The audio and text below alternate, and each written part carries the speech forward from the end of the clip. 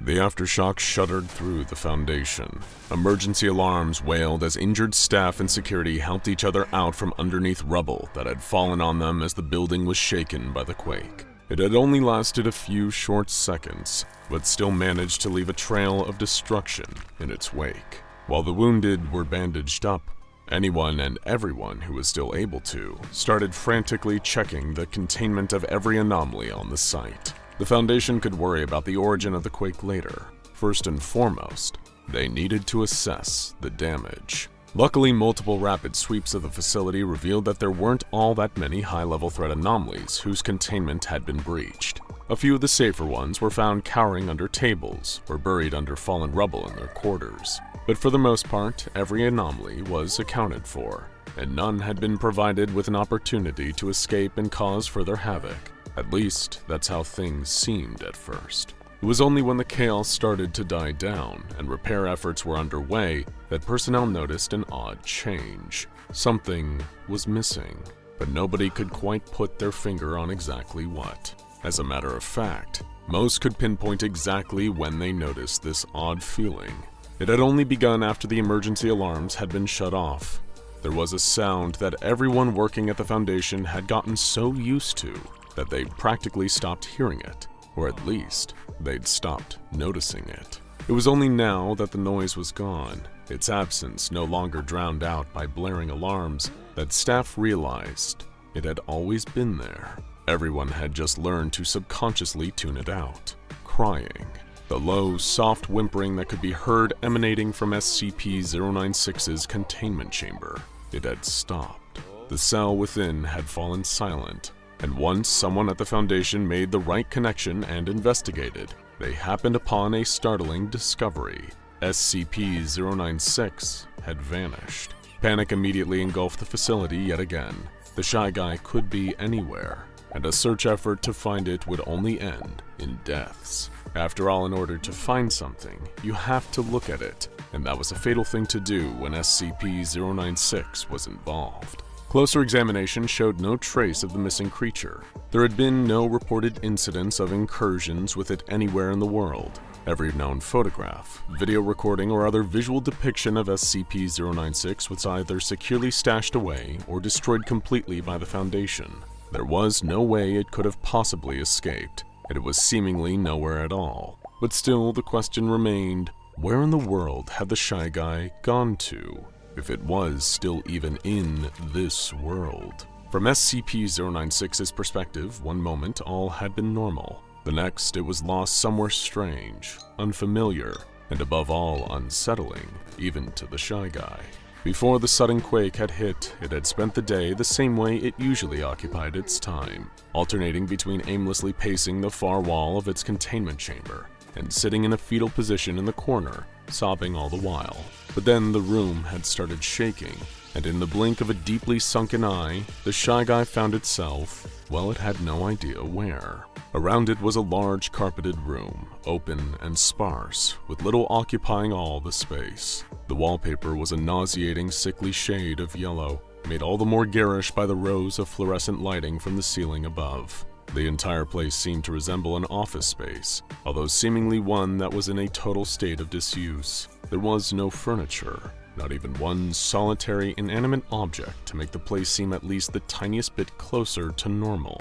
Little was SCP-096 aware. It had somehow been transported to a strange and terrible place, the backrooms. Unless someone remains wary and ever vigilant, they can unknowingly slip their way out of reality.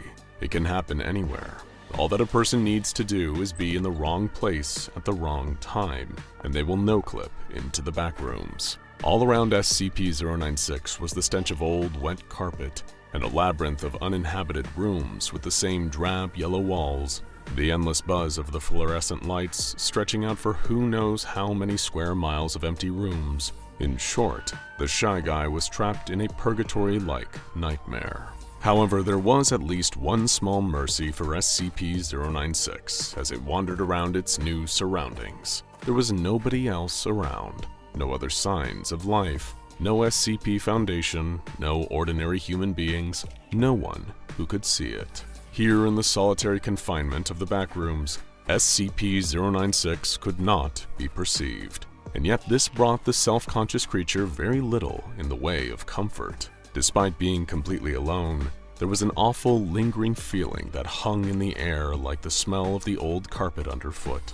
SCP-096 still felt like it was being watched, and yet if someone or something really was watching, it wasn't triggering the Shy Guy's usual rage state. As it lurked through the various rooms and corridors, the creature kept expecting to find someone, to look them in the eye directly and get the same inescapable urge to race towards its observer and kill them. But it never came, because there was nobody else around, at least for a little while. Adam Jenkins had been out riding his bike when it happened. Pushing one pedal around, then the other, he gradually climbed higher up the slope of a hill. His house was down at the bottom of the other side, and Adam knew once he reached the peak, he could slip nice and easily down the rest of the way. As long as he was careful not to let the extra momentum carry his bike too far and too fast, he just had to keep in control and gently compress the brake if he needed to. He made the same journey every day. Nothing could go wrong. Sure enough, Adam reached the top of the hill and allowed the bike to slowly tip ever so slightly over the other side. Gravity started to do the rest, the wheels starting to spin rapidly, the pedals pistoning his legs as he plummeted downwards. It was one of the few childlike joys left in Adam's life, those few brief seconds of the day where he got to speed down the hill back home with reckless abandon. He was blissfully unaware that he wouldn't have enough time to miss how much he enjoyed it. Without warning, a car came speeding out from around a corner on the way down the hill. It was dark, and the driver had carelessly decided to leave their headlights off. So when Adam saw the vehicle, he only had a split second to react. He was still going too fast, so if he applied the brakes now, his front wheel would stop too suddenly and send him flying forward over the handlebars. Instead, seconds before colliding with the car's hood, Adam wrenched his bike's handlebars and swerved around the car. But the added speed of going downhill caused the entire bike to topple as it turned so violently, launching Adam off and sending him hurtling towards a nearby wall. Adam could tell in the split second after coming off his bike that he was about to collide with the wall. His brain and body anticipated the impact, bracing him for the painful crash, but it never came. Instead of hitting the wall, Adam passed through it. That may well have spared him a devastating injury, but now a whole new problem now faced him. Just like no clipping through a virtual environment in a video game, Adam had passed directly out of reality, right into the back rooms. The first few hours were the worst, shouting as loud as he could for someone, anyone, to come and find him. Each yell rapidly growing more and more frantic as Adam rushed around his haunting new surroundings. The whole place was unsettling just to be in. It gave off a hostile, unwelcoming energy that was impossible to ignore. It was only after an hour of trying to find a way out that Adam realized he was well and truly lost. He'd strayed too far away from his original point of entry, and just as he had the idea of trying to make his way back to the world from the same place he came in, it was already too late. The back rooms, at least on this first level, all looked the same. No two rooms were distinct enough for him to figure out if this was somewhere he'd been before, or an entirely new area. It didn't take long for an overwhelming sense of hopelessness to set in. Adam had quickly given up calling for help.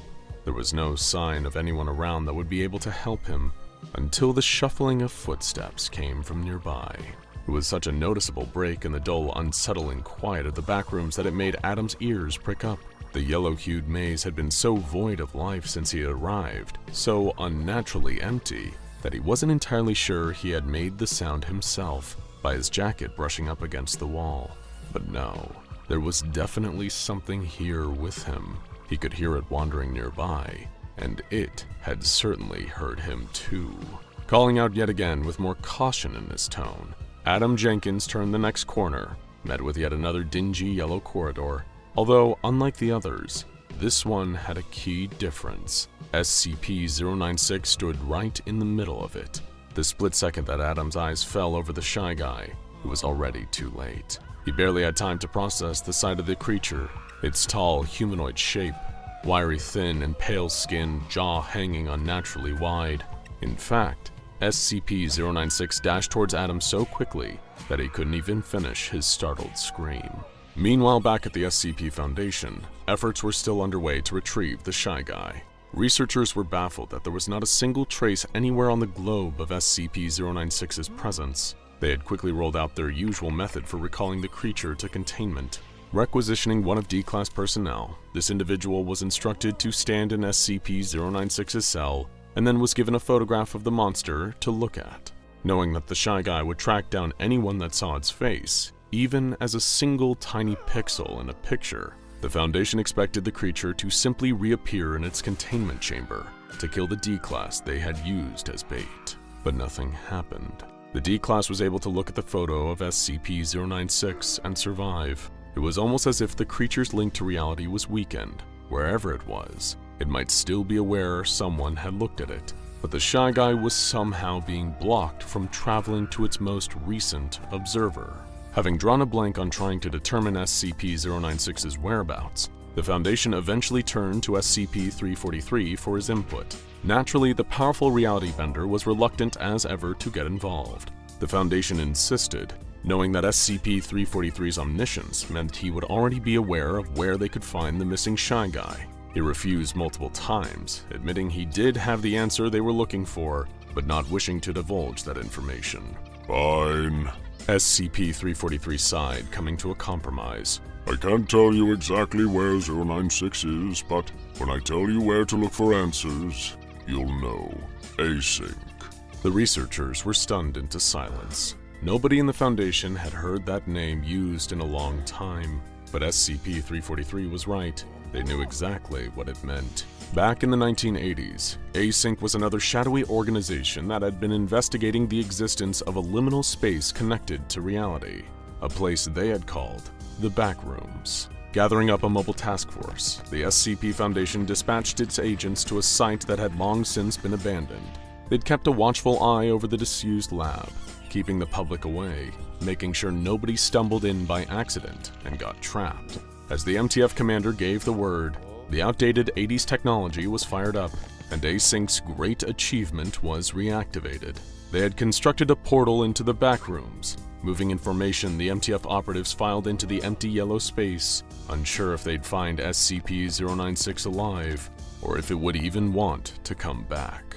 Meanwhile, in the Backrooms Level 0, only the Shy Guy remained, having completely annihilated poor, unfortunate Adam. He was enjoying the solitude once again, knowing that now nobody was here to see him, until one wrong step changed everything. He no-clipped from Level 0 to Level 1, where he would have a lot more company. Hello everyone.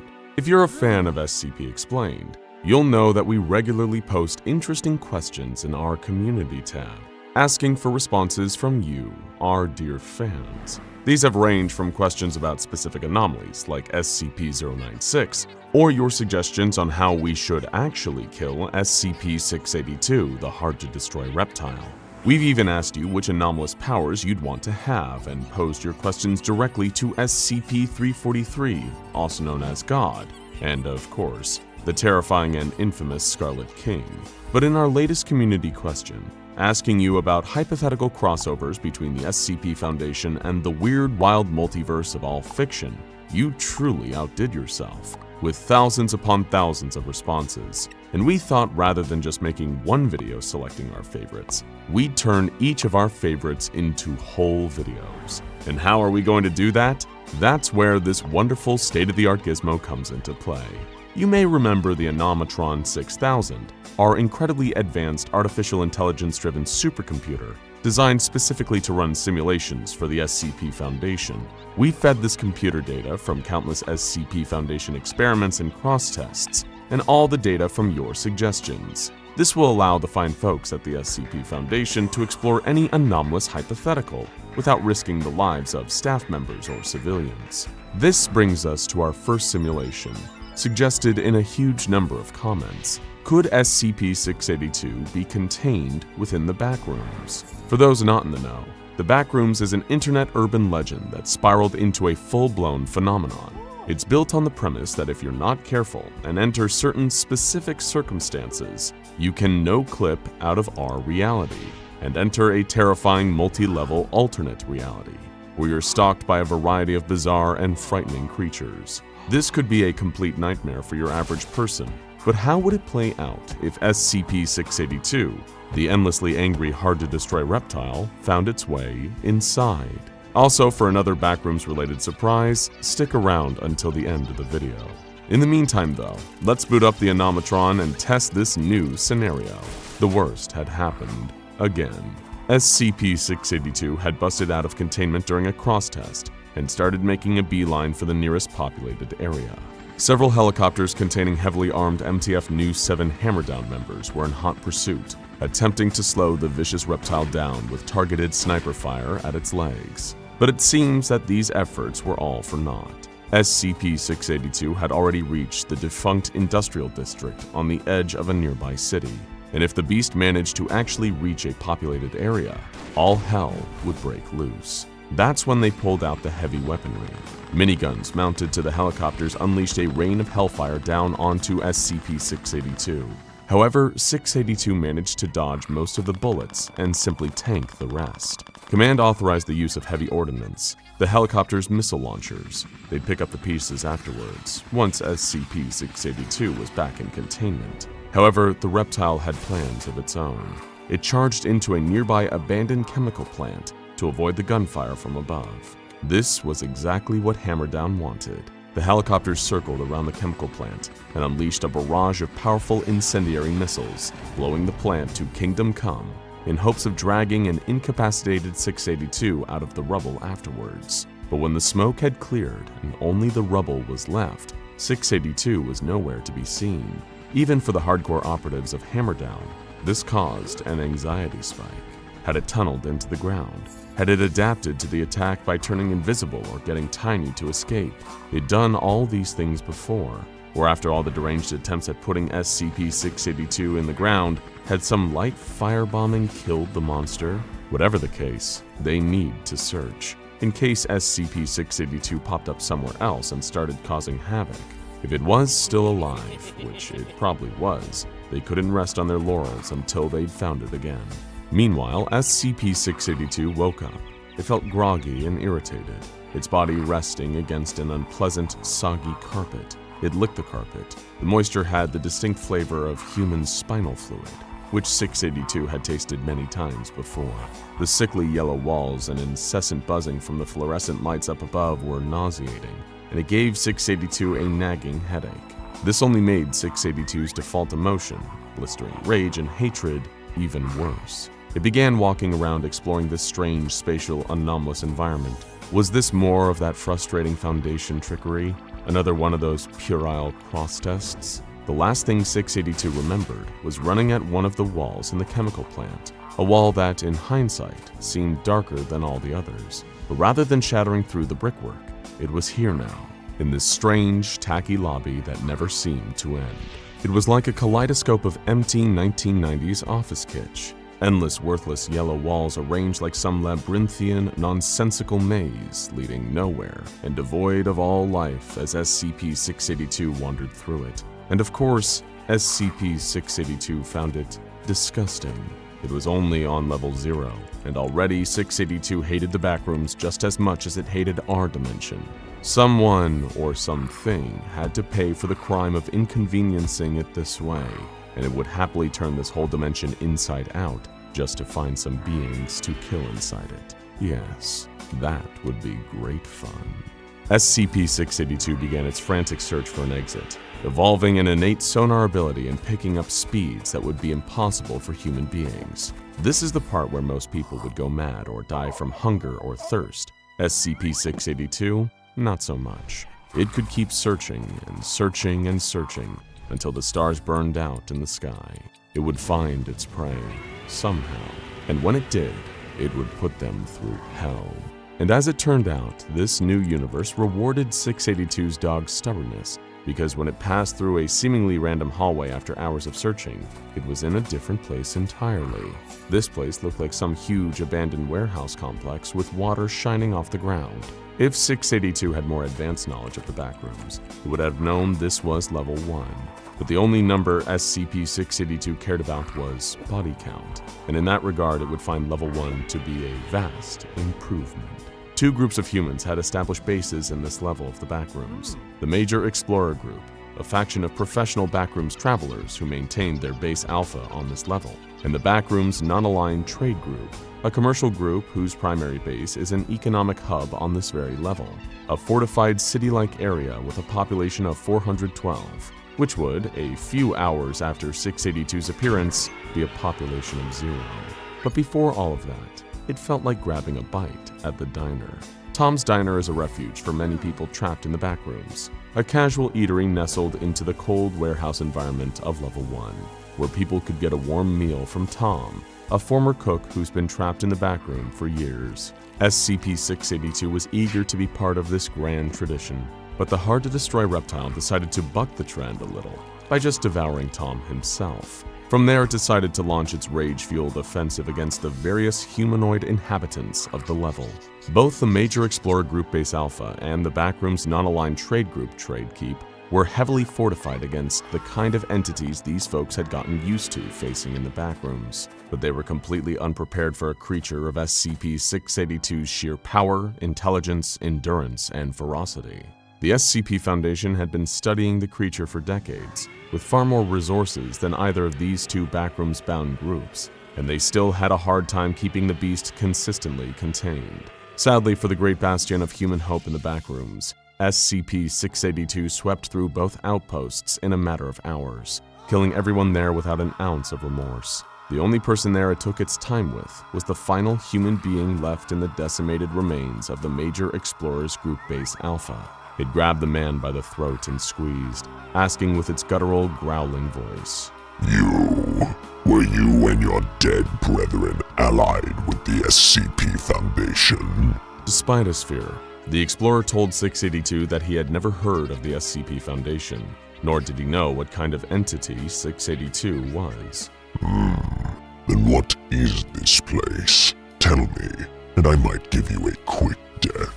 The Explorer gave as good a response as he could. 682 was trapped in the Backrooms, a multi-leveled interdimensional nightmare filled with dangerous creatures. That made 682 curious. Dangerous creatures? That could make an interesting challenge. 682 asked the Explorer how it could access these other levels and find these creatures, and the Explorer explained that through exploring these levels enough, anyone could no-clip into the next one. It really was that simple. With that, 682 knew all it needed to know and carelessly murdered the final human being of Level 1. It had killed so many humans over its long and twisted life, it was no different from breathing air now. An utterly perfunctory action.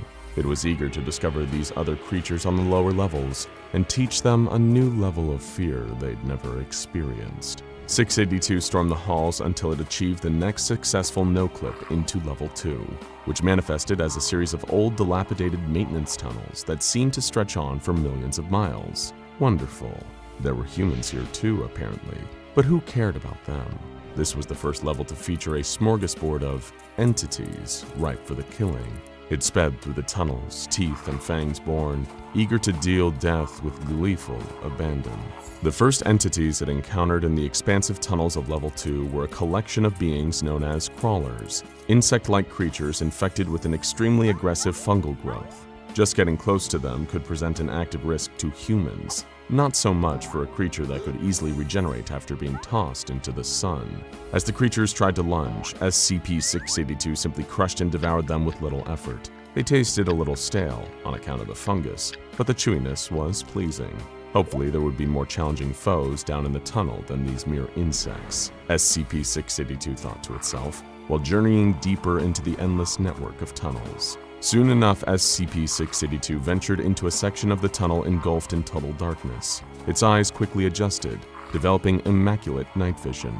That's when it spotted another creature sharing this little slice of darkness with it. A pair of floating, glowing eyes and almost cartoonish teeth, grinning like some maniacal Looney Tune. This is an entity known as a Smiler, and they're a terrifying threat to any humans venturing through the Backrooms. SCP-682 wasn't impressed. It began a perfect adaptation for the situation. Its body began to glow, emitting incredible levels of both heat and light, carving through the darkness of the tunnel and causing the Smiler to emit a terrible, piercing shriek. The sheer heat of this new ability melted sections of the Level 2 tunnels around SCP-682. When the light finally dimmed down to slightly more reasonable levels, Where the Smiler once stood was instead a fizzling black scorch mark. Another creature had painfully bitten the dust, and SCP-682 was starting to have some fun. It took off further down into the tunnels, looking forward to finding its next victim. Sadly for SCP-682, it wouldn't get to kill the next set of victims. A group of 4 child facelings, spooky, faceless little girls who like to cut apart their typical human victims with small objects, were waiting a little further down the pipe.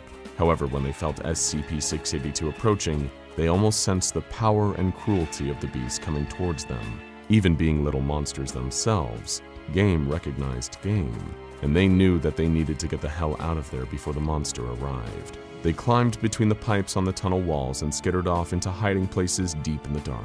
Lucky for them, SCP-682 passed them and just kept going. What would be the point in wasting time on these little morsels when there were apparently so many other creatures to massacre down here?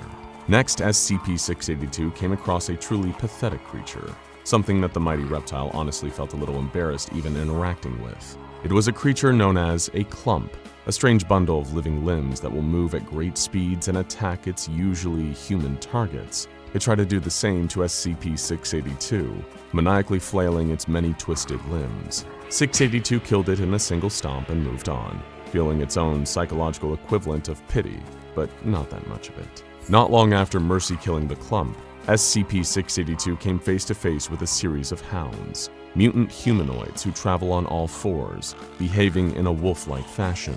This would, of course, be the stuff of nightmares for your average human being, but would far more likely put a being like the hard-to-destroy reptile to sleep with sheer boredom.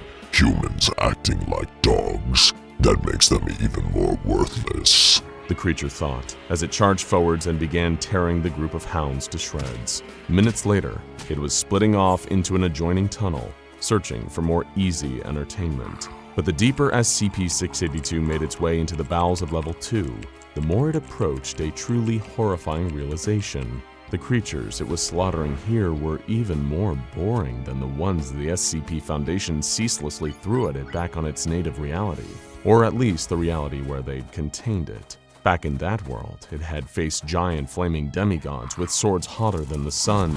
It had faced some pale, shrieking monstrosity that didn't seem to die no matter what the reptile threw at it. There was the dark, gooey old man, the immortal warrior from the Black Coffin, and even the all-devouring bunny rabbit. Here it was killing the same wretched selection of beasts again and again. A truly pitiful offering.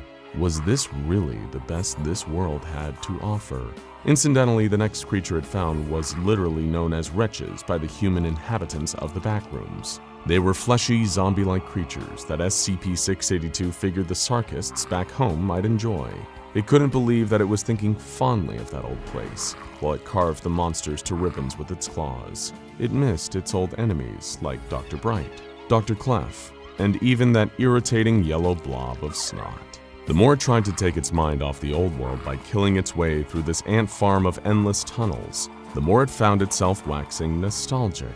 For example, there were the plague goblins, impish little creatures with masks like that of a plague doctor. 682 found itself thinking almost fondly about SCP-049, while it listlessly ate the tiny, mischievous creatures, like a depressed person binging an extra-large pack of chips. Even their tiny squeaks as they crunched between the reptile's terrible teeth gave it no joy. What a bleak turn of events this had all turned out to be. As it wandered through the infinite tunnels, killing creatures and even humans as it found them, SCP-682 made a quiet promise to itself. Somehow, some way, it would make its way back to the universe it so recently departed. It would leave the backrooms, no matter how many levels, a quiet, burning husk, and return to the world of fools and fiends it had taken for granted all this time. A visit to the backrooms had taught the hard-to-destroy reptile an all-too-human lesson. Sometimes you don't know what you have until it's gone. Sure, the SCP Foundation may have tried to kill it in a new, bizarre, and increasingly sadistic way every single day, but that variety was the spice of life. It would return home someday, it knew that much, but of course, a lot of creatures and people would need to die before then. But if that's what it took, well, so be it. SCP-682 licked its dagger-like fangs and kept crawling. If you're familiar with the SCP Foundation, then you already know the exact reason why there are multiple SCP-001s. You may even think you know which of them is the real SCP-001.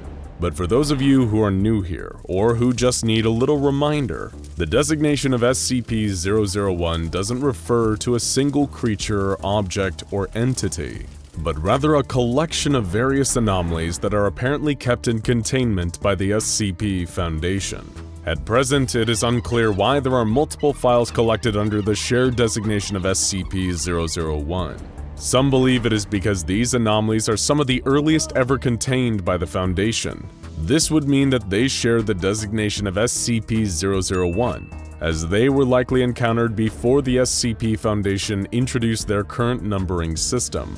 However, there also exists a theory that this is nothing more than intentional misdirection. Perhaps the multiple SCP-001 files are an attempt by the Foundation to conceal information about the true SCP-001.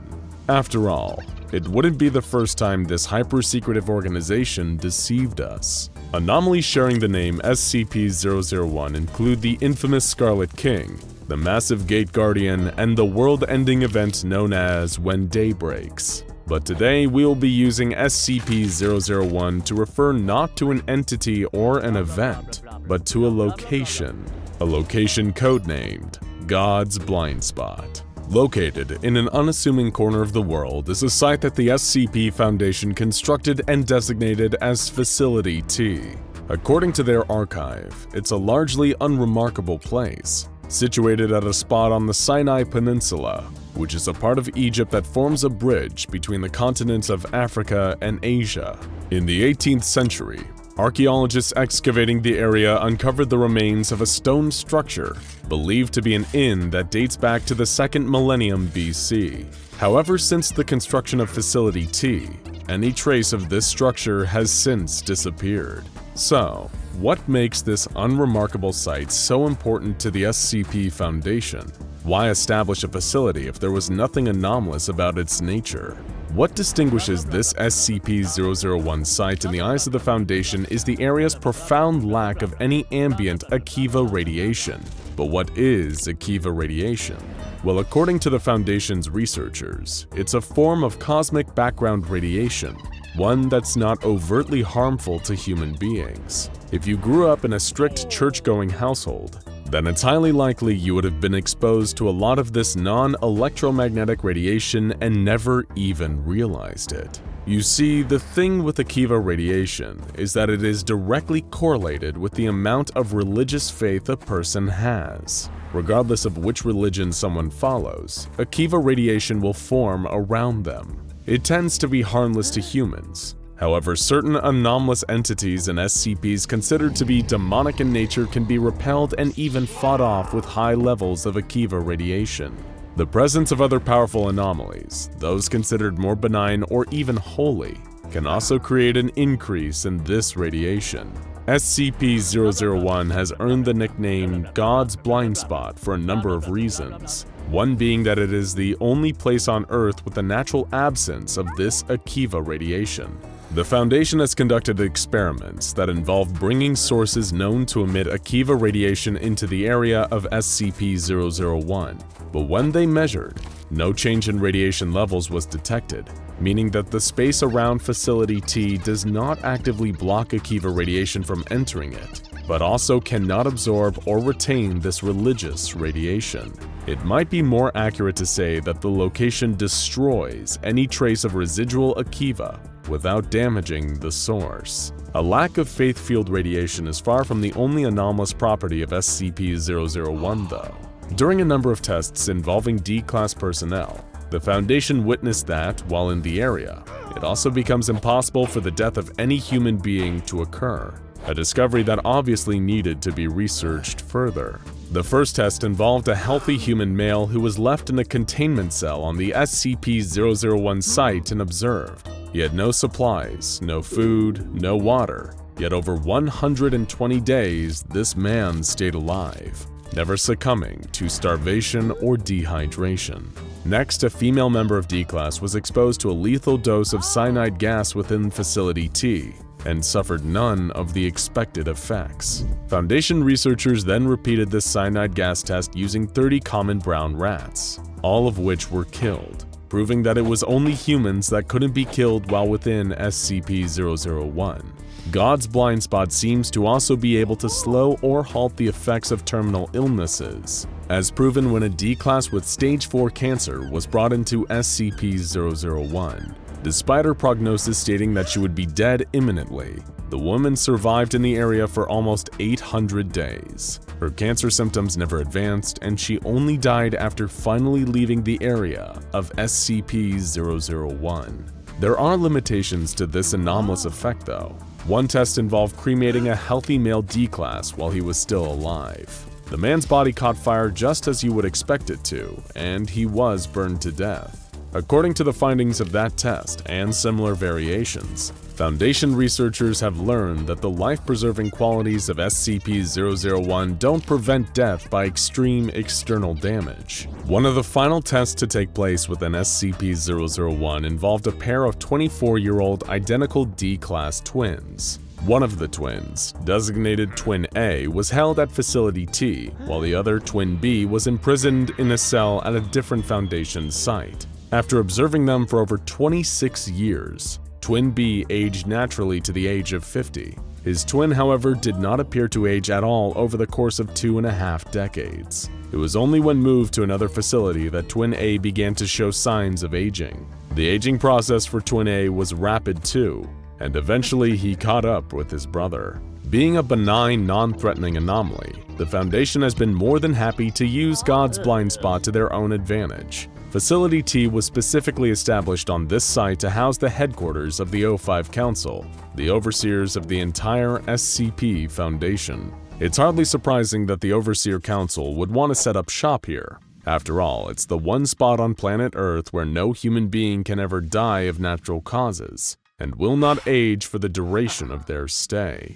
Of course, this locked the O5 Council to one location. But what if they could replicate the effects of SCP-001 elsewhere? Of course, this is what the SCP Foundation attempted, following their research into God's blind spot. The Foundation's own Dr. Marvin Scranton attempted to artificially recreate the area's anomalous effects somewhere else. His hope was, by generating a vacuum of Akiva radiation, that a second instance of SCP-001 would occur at a location of his choosing. Or, as his assistant Bertrand put it, they planned to build a box and then push God out of it. As it turned out, God had other plans. Dr. Scranton quickly realized the hubris of his scheme. The Akiva radiation in the selected area rapidly dropped to 0, just as planned. But then something unexpected happened. Scranton detected an increase in Humes. These are essentially parts of the fabric of reality, and are what's often disrupted by reality-bending SCPs. Something had come into our world thanks to the O5 Council's attempt to recreate SCP-001. Something impossible for the Foundation to measure or observe. In other words, Scranton had no idea what he unleashed, or where it went. Following this incident, the O5 Council realized a worrying increase in the anomalous incidents they were encountering. Whether or not this came as a direct result of their meddling with the fabric of the universe was unclear, but it forced the Council to reconsider the focus and direction of the entire SCP Foundation. Up until this point, they had been an organization focused purely on research, but now they had to embrace a new approach to how they handled anomalies. From then on, the Foundation's objective became to actively seek out and contain anomalous entities, creatures, objects, and locations like SCP-001. Rather than just observing these phenomena for study, they would secure, contain, and protect. The final portion of SCP-001's file is a memorandum detailing an arrangement between the O5 Council and an unknown counterparty. In the document, someone named Sheldon Katz set out revised terms for the Foundation's continued use of Facility T. Sheldon states that he has reached an understanding with the counterparty, and that the contents of the document are to serve as a formal agreement, a contract of sorts between the SCP Foundation and someone else. According to this contract, the incident with Scranton put a strain on the relationship between the Foundation and whoever the counterparty is, and that the O5 Council are seeking to make amends in order to continue their new goal of collecting and containing anomalies. So who was this counterparty that the Overseer Council was so desperate to appease and have on their side? Who could possibly be a higher power than the most powerful secret organization on Earth? Well, an actual higher power, of course. That's right. The O5 Council was making a deal with God over how they were allowed to use his blind spot, or at least a very powerful being that considers itself to be God. The rules laid out on their agreement stated that no person was permitted to stay at the site of SCP-001 for more than 120 years, including members of the O5 Council, along with other members of Foundation staff, management, researchers, security personnel, and test subjects. Additionally, the SCP Foundation's Ethics Committee was required to annually report any and all of the O5 Council's decisions to God. For his own part, God was restricted from smiting or exacting his terrible wrath upon any member of Foundation personnel. That's right. A perk of working for the SCP Foundation is getting around-the-clock divine protection, at least from God himself. That's still a lot better than an employee dental plan. This came with a condition, however, that anyone committing a transgression or mortal sin was given a 90-day written notice and an opportunity to repent their wrongdoing. In return, God demanded that members of the Foundation only worshipped him and no other divine entities. I, the Lord, am a jealous God, visiting the iniquity of the fathers upon the children unto the third and fourth generation of them that hate me, was written in the contract. Finally, the agreement between the O5 Council and God was that they would work together. The Foundation and the counterparty would be equal partners when it came to the containment of SCPs and anomalies. Of all the strange and unexplained phenomena that the SCP Foundation encounters on a regular basis, it hardly comes as much of a surprise that they've got a direct line to the big guy upstairs, or at least one who purports to be. Still, the fact that the O5 Council have a business arrangement with an ultra-powerful deity-like being and express written permission to use his blind spot where no person can die or age is hardly a comforting thought. At least the SCP Foundation only ever uses its power for good, right? It goes without saying that the SCP Foundation archives are filled with some terrifying monsters. Even the deadliest creatures can, in theory, be defeated, or at least soundly avoided. After all, they're just flesh and blood, or in some cases, metal or concrete. But what if reality as you know it one day just broke? Or worse, you were transported to a reality so frightening and alien to our own that death seemed like the only escape. But you couldn't even give yourself that. This brings us to today's topic, the terrifying alternate reality of SCP-3001. The Foundation is no stranger to freaky alternate dimensions, but what was experienced by Joint Lead Researcher Dr. Robert Scranton at Site-120 is a truly unique nightmare. Co-managed by his wife, Dr. Anna Lang, Site-120 is a facility largely designated for research into SCPs with dangerous reality warping capabilities in order to mitigate future containment breaches. Reality warpers are among some of the more perplexing and dangerous SCPs, from the Pocket Dimension creating SCP-106 to the SCP creating Dr. Wondertainment and everything in between.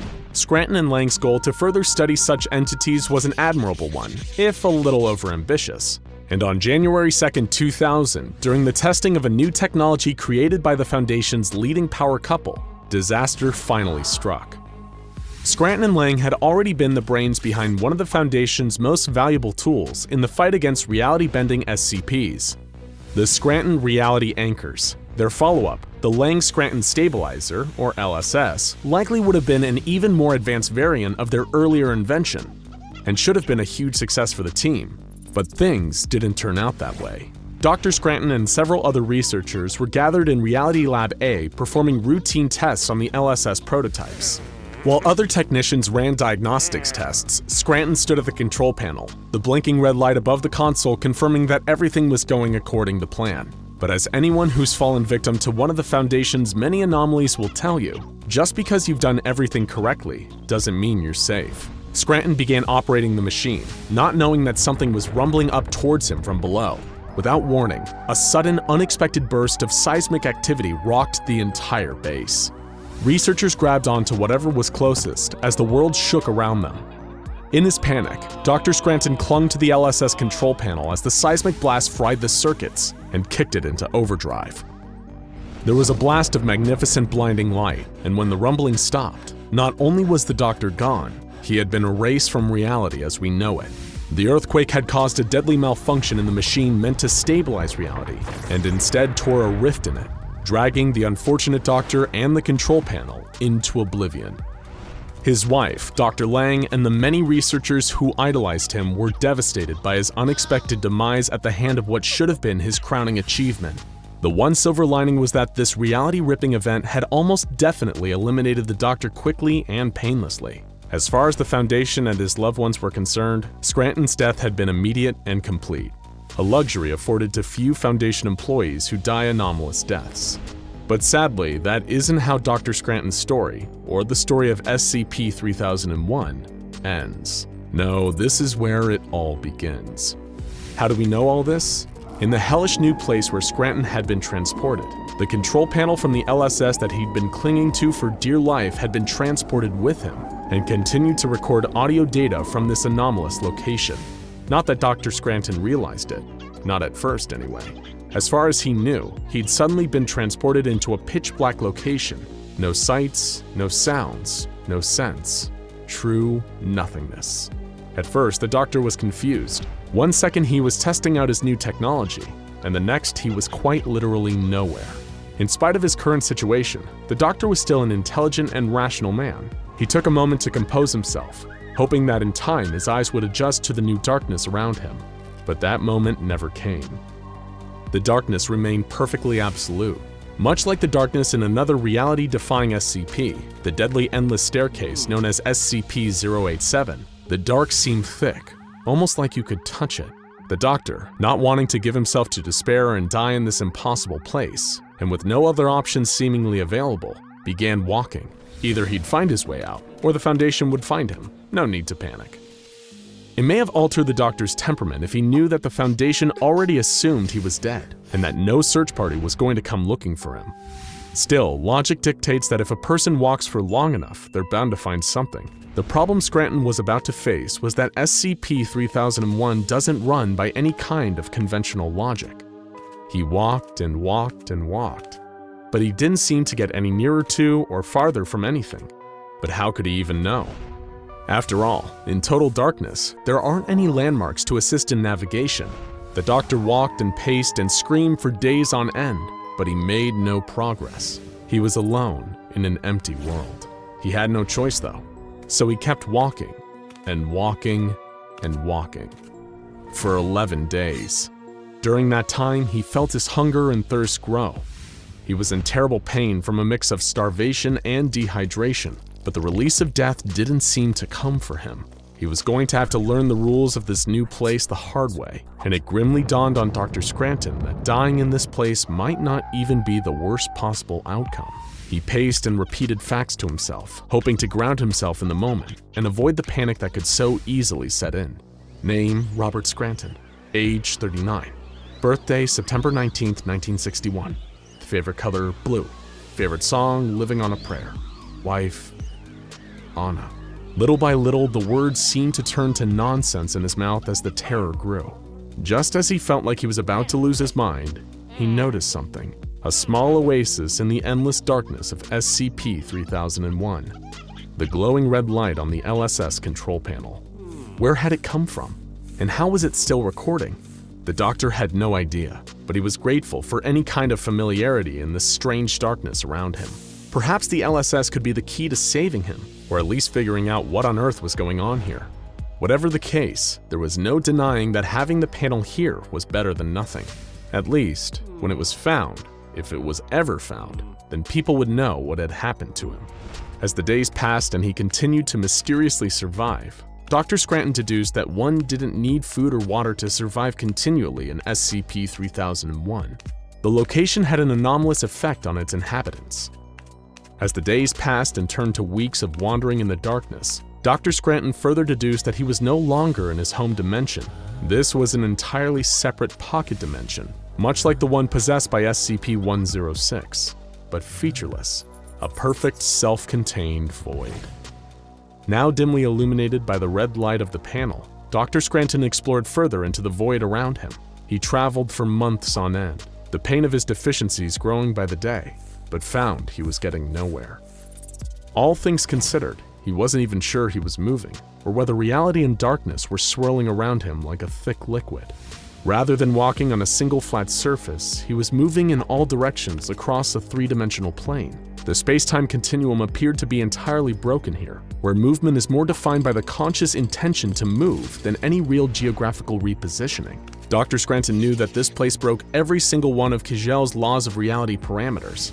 And from his years working with a plethora of reality warpers in Site-120, he had a theory for why this pocket dimension was so strange.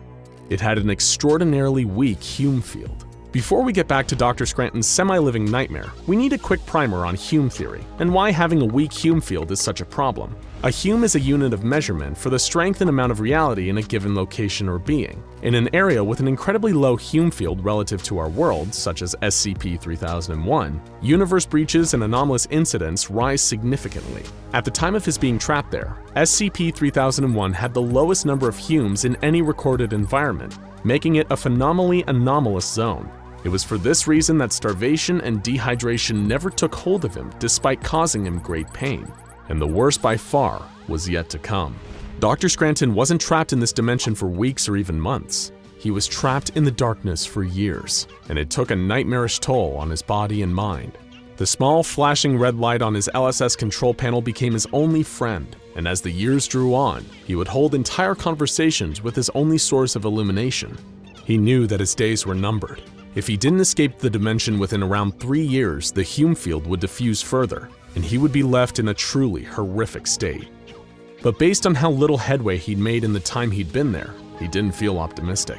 He kept speaking into the recorder, if only to break the silence and prevent him from going completely insane.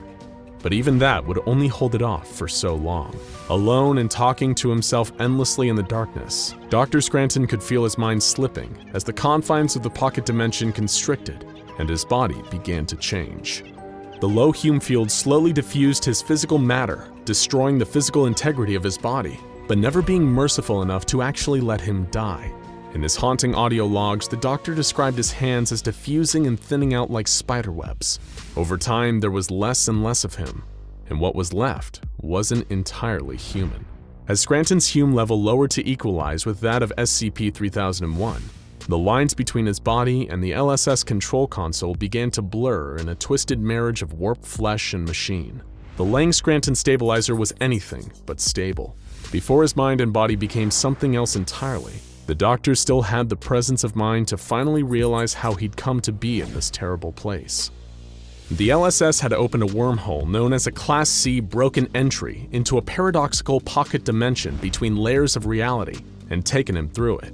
He'd slipped through a crack in reality into absolute darkness, and now he was stuck with a fate far worse than death. How do we know any of this? Much like the event in the first place, it's a total accident. Testing superior reality-bending technology almost 6 years after the disappearance caused the sudden return of the missing LSS to Site-120's reality labs. The only trace of Dr. Scranton that it brought back with it was the blood and viscera that coated the console, much to the abject horror of his still-grieving wife, Dr. Anna Lang. To this day, Dr. Scranton, formerly one of the Foundation's brightest minds, remains trapped in the nightmare of SCP-3001. His current condition, whether the Doctor is still alive after 20 years of being warped by the low Hume field of 3001's darkened confines, is still unknown. But for the Doctor's own sake, we hope he's been dead for quite some time, because few things on Earth are as horrifying as the alternative. Foundation researcher Marcus Hernandez was a professional in all aspects of his job. He was intelligent, being scouted for a job at the Foundation right out of college. He was brave, unyielding in the faces of the horrifying creatures and dangerous situations that working with the anomalous practically guaranteed. But most importantly, researcher Hernandez was cautious. He not only knew that keeping his hands at a fair distance from any newly discovered anomalous objects was a safe way to keep his head, he was also aware that it was sometimes better to take risks that would further his knowledge about an anomaly and how best to contain it. Sometimes those risks came with a price, like being part of the first team to study a recently discovered anomaly. To researcher Hernandez, it was better to lose the lives of the ones working to protect humanity from what lies in the dark than have any unsuspecting civilians stumble upon something potentially life-threatening. That's why he and his team took the assignment of studying SCP-1437 before anyone else in the Foundation was able to. They simply were not sure of what it was capable of, and researcher Hernandez's known attention to detail and cautious nature could best help the Foundation not only establish proper containment procedures, but also ensure that their own personnel were safe while doing so. As researcher Hernandez sat in the back of a jeep that rolled and tumbled over the arid landscape of the Mojave Desert, he reviewed what the Foundation knew about the anomaly. Unfortunately, it wasn't much. For starters, it was a 3-meter by 3-meter hole in the ground, originally thought to be an ordinary cave. As a result of its deceiving appearance, the anomaly went unnoticed for decades, until the Foundation picked up on a local story that was the talk of the town for a small group of camping and hiking hobbyists in Nevada. A camper, while out exploring and trekking through the dry dunes of the Mojave, was struck in the back of the neck with a U.S. quarter. While the object by itself is harmless, it came flying at the camper's body at an incredibly high speed, shooting from a large hole in the ground and striking hard enough to break the skin and wedge itself inside the camper's neck. After reaching the local hospital and getting the coin removed, it still left a small scar across the back of the camper's head. This unusual event prompted Foundation reconnaissance, which turned out to be entirely warranted, as observation of the surrounding area found several more objects buried around the area that were believed to have emerged from the hole, now designated as SCP-1437. A small canoe decorated with luminescent patterns, a calculator that added and subtracted letters instead of numbers, and a rotten apple core were all objects strewn around the immediate area. And if that's not strange enough, attempts to map out the hole failed, as all measuring equipment was lost after reaching a certain depth. Before the initial observation team picked up and left, SCP-1437 shot out large quantities of rock and dirt for over an hour, confirming that objects emerged from the hole at high speeds. Chemical analysis of the objects found around the area showed that they were composed of materials either unknown or not commonly found on Earth to warrant use in mass production. The observation team came up with a hypothesis. SCP-1437 was a hole that led to a parallel universe, and the objects it shot out originated in said location. Researcher Hernandez knew that this was just a hypothesis, but he had reviewed the lab results himself. Those objects certainly did not come from anywhere on Earth, and if the hole functioned as a gateway between worlds, that could explain why the measuring equipment was lost after a certain point. The jeep came to a stop, and when researcher Hernandez stepped out, he came face to face with SCP-1437, a large hole sitting in the Mojave Desert. His crew was already hard at work, surveying and excavating the surrounding area for any other objects the hole had shot out that had been lost to time. A mobile analysis lab tent was set up in the distance, as well as several trailers for personnel living on site. Researcher Hernandez's personal decision to not use D-Class personnel in his research meant that each risk the SCP-1437 team took had to be calculated differently. They wouldn't send a person into the hole and risk loss of life when a drone could serve the same function without the potential drawbacks. But still, the initial observation team lost all of their equipment while trying to measure SCP-1437's depth. Why waste an expensive drone when the result would most likely turn out the same?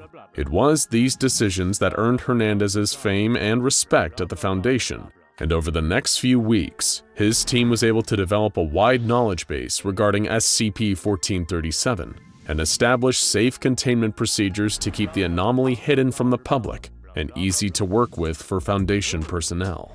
First, a 2-meter-tall electric fencing unit was built around the perimeter of SCP-1437. This fence would not only keep unwanted trespassers out, but also had defensive capabilities due to the harmful electrical charge it could emit upon contact with an object. Groups of 3 security guard personnel were assigned to patrol this fence at all times, and they were instructed to deal with any trespassers through standard Foundation protocol.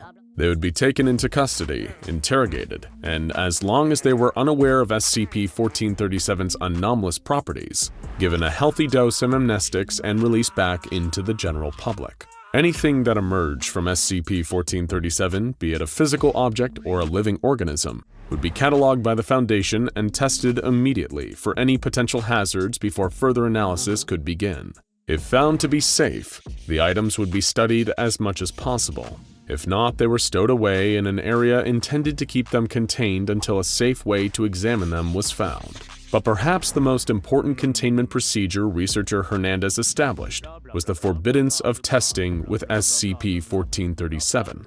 Due to the anomaly's mysterious nature and incredibly likely potential connection to parallel universes, testing could have grave and unforeseen consequences. When dealing with alternate or parallel timelines or realities, the Foundation is incredibly cautious and only interacts in ways that they're absolutely sure will not have any unexpected damage on baseline reality.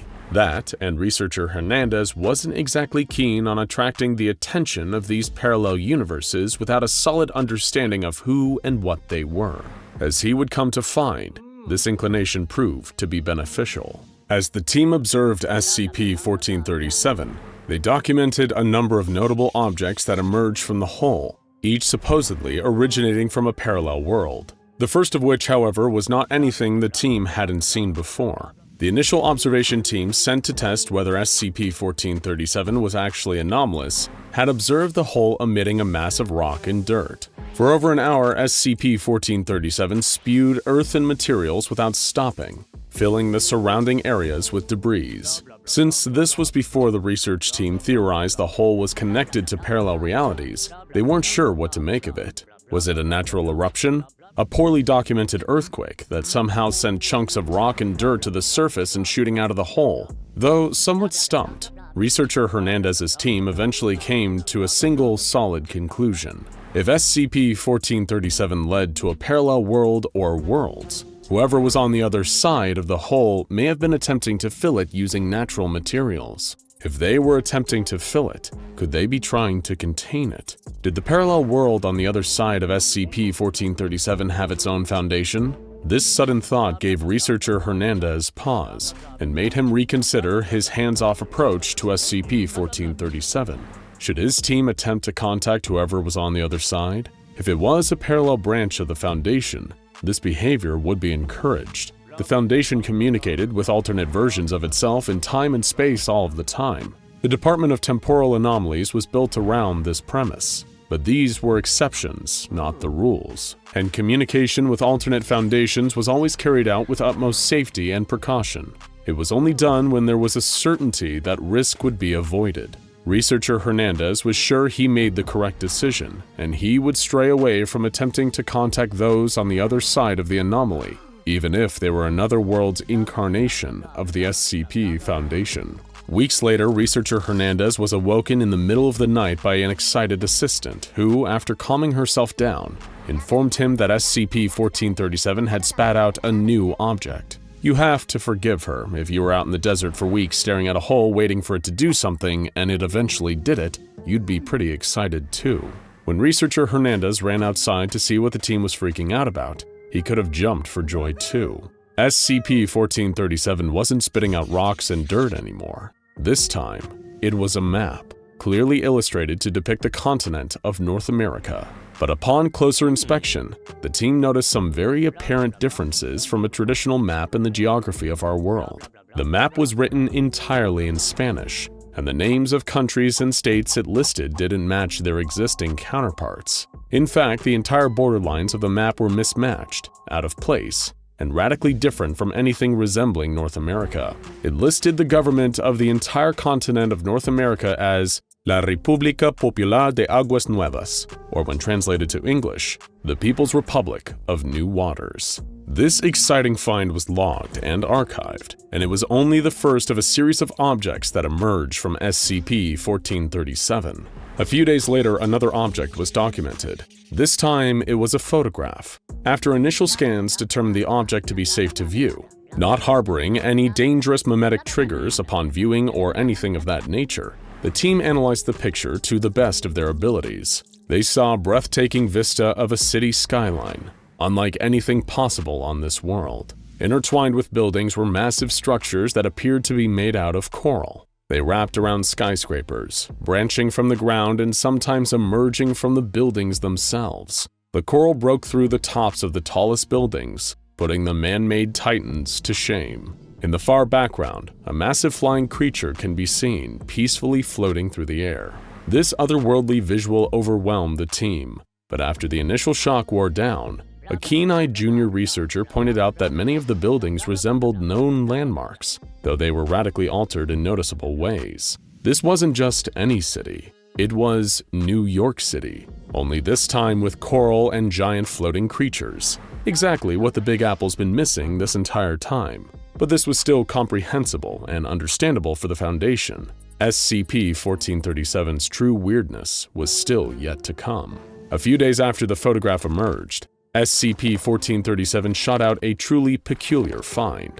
Researcher Hernandez and his team were stumped as to what its purpose was and what it signified, but they determined the objects to be completely safe and archived them regardless. The items in question were a series of discs made from solid gold, varying in size but never being obscenely large. Accompanying the disc was a sheet of paper that read, "Please send more rain." The Foundation was understandably puzzled. One working theory researcher Hernandez put together was that whoever was on the opposite side of SCP-1437 was paying tribute to the whole as a form of worship and was asking the almighty beings on the other side to send more rain for whatever reason. While the Foundation didn't exactly send the rain over themselves, whoever sent that request was probably pleased when a thunderstorm the next week sent torrents of rainwater into SCP-1437.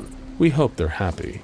The most notable discoveries that emerged from SCP-1437 occurred over a multi-year period. Previously, the research team theorized that SCP-1437 was connected to a single reality, and that whoever was on the other side of it was sending objects through, either by chance or by means of communication.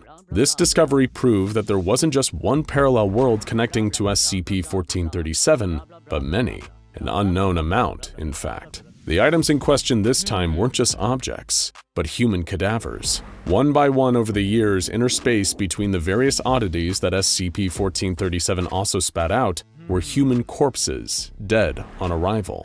The bodies were clad in Foundation-issue D-Class uniforms, though with some slight variations. This proved that the worlds connected to SCP-1437 were, in fact, alternate versions of the Foundation, or at least some of the worlds, as there was no way to tell who, what, or where the objects that emerged from SCP-1437 came from. Researcher Hernandez and his team examined the bodies with care and determined that they were dead long before they hit the ground, and that the gateway between worlds triggered the cause of death as they traveled between realities. Inside the D-Class jumpsuits, the team discovered pieces of paper, manuscripts that detailed their world's Foundation's documentation on SCP-1437. This deliberate inclusion of documentation signaled to the research team that there was an attempt at communication and cooperation from one world's Foundation to theirs. But why? The first body was clearly in adequate physical condition. It was protected due to being clothed in a pressure suit with an attached oxygen supply. The documentation read similarly to the SCP Foundation's documentation, though instead of special containment procedures and an object class, SCP-1437 was given a safety rating and safety containment procedures. These detail the Foundation that was giving civilians tours of their anomalies, where they could take photographs and even get close enough to view the anomaly from a close distance. The rest of the file was similar to what Hernandez's team recorded, and listed the following objects as those that emerged from SCP-1437. One small pyramid composed of concrete, large quantities of dirt and rocks, a landscape painting, believed to be a location in Scotland. According to the painting, its originating universe's sun is blue and its sky yellow. Several discs made from solid gold. Accompanying the discs was a sheet of paper reading, "Please stop plague." A photograph of several scientists. All scientists pictured have unusually long fingers, estimated to be nearly 25 centimeters long. A sheet of paper reading, "Thank you, please send more gifts." The file continued with a notice explaining that the bodies of orange jumpsuited individuals holding documentation of the anomaly emerged from the hole. The file's unfamiliarity with jumpsuits indicate that this world lacks a concept of D-Class personnel. The file mentions that, on the 15th of August 2012, a volunteer from the Foundation, Marco Perton, entered SCP-1437 wearing safety gear, taking with him a copy of this document. The second D-Class body examined by Hernandez's team was branded with the phrase, "Property of the SCP Corporation." The file described an item with a threat level of little, and a Foundation that was more focused on profit than containment. After objects emerged from the hole, they were authorized to be sold to any interested collectors. Objects described by this version of the Foundation include a statue of what is believed to be a reptilian entity sporting numerous eyes and tails, large quantities of dirt and rocks, a glass bottle of water, a human femur covered in saliva, a cube comprised of several smaller cubes, all of which are different colors, purpose unknown, a soccer ball, ball only has 5 sides. The file included the SCP Corporation describing D-Class showing up as they did in other worlds, and then the Corporation happily sending several D-Classes of their own through the hole in an attempt to communicate with whoever was on the other side. The third D-Class body examined was heavily bandaged and appeared to be blinded. There were lacerations on its arms and legs, and its tongue had been removed. The file described a Foundation akin to a religious cult. SCP-1437 was given a heathen level of unforgivable, and its holding measures described a high priest having to bless the hole every 2 years, and the need to perform blood sacrifices into it to ward off any demons. The wild incarnation of the Foundation interpreted SCP-1437 as a portal to the underworld, and described a list of objects emerging from it. It read as follows: several discs made from solid gold. Accompanying the disc was a sheet of paper reading, "Please kill foes." Large quantities of dirt and rocks, believed to be an attempt by demons to harm the High Priest, who was present at the holding site at the time. The broken remains of a human arm, covered in saliva. A photograph of a metal bird flying away from a city. What appears to be a large mushroom is visible behind the bird, believed to be an attempt by demons at mocking us. A human eye which moved when touched, believed to be a lesser demon, was burnt immediately. Unlike the other worlds, when this one received D-Classes through SCP-1437, the religious fanatics believed the bodies to be demons wearing the skin of men, and threw the bodies back in the hole. The next D-Class body observed by Hernandez's team was the most curious. It was a heavily emaciated child, who had apparently been lobotomized. It described a Foundation that sounds more like an organization out of a dystopian science fiction novel than anything else. The file spoke of a group of beings referred to as our Masters Above All, which the Foundation answered to. Any objects emerging from SCP-1437 were brought before the Masters. Any trespassers were interrogated by the Masters. This Foundation believed the objects SCP-1437 shot out were gifts for the Masters. Their list reads as follows: 1. Diamond. Large quantities of dirt and rocks. Bark from the extinct Quercus buckii, the lower half of a human body. Delivering to supervising servant of our Masters Above. It is currently unknown how the gift sender was aware of the diet of our Masters Above. A document was sent into SCP-1437 thanking the gift giver for the object and requesting further tributes to our Masters Above. A bottle of human-intended wine. While they certainly enjoyed the food of the human body, the wine was clearly misinterpreted. For whatever reason, this Foundation interpreted the wine as an assassination attempt on the Masters Above All. As a result, they sent a large, anomalously powered explosive through SCP-1437 and into the world of an unsuspecting Foundation. The file continues with a notice from this Foundation's O5-1 which reads, "This is a reminder of why we must be vigilant in our containment procedures. From now on, I don't want any of these gifts being taken out of containment. They are a clear and present danger to our Masters Above." Looks like researcher Hernandez had the correct idea about not wanting to risk experimenting with SCP-1437. Attracting the attention of a reality where the almighty O5 Council answers to an even more powerful human-eating group of Masters Above All? No, thank you. This reality's Foundation is perfectly content alone. The first thing that tipped the Foundation off to SCP-087's presence were the reports of numerous unexplained disappearances on campus. There were plenty of rumors about what might be behind them, but field agents suspected that the true source of the vanishing would be something beyond civilian imagination. All anyone knew for sure was that everyone who had gone missing was last seen in a certain administrative building on the university grounds, and that the disappearances only seemed to happen when the elevator was out. The campus was soon flooded with Foundation agents, creating a barrier around the administrative building and the presumed habitat of SCP-087. Nobody else could get in, and hopefully whatever was inside couldn't get out. One of the Foundation's lead scientists was flown in to consult on the investigation. What could have been behind those students disappearing? The doctor's preliminary interviews with university staff who worked in the building yielded some interesting details. Strange noises, like banging and even a faint, shrill crying, would be heard from a door that led to a no longer used stairway in hallway 3B. Staff in the building had no reason to ever take these stairs, especially considering how many of them reported a strange sense of unease when just standing outside the dorm.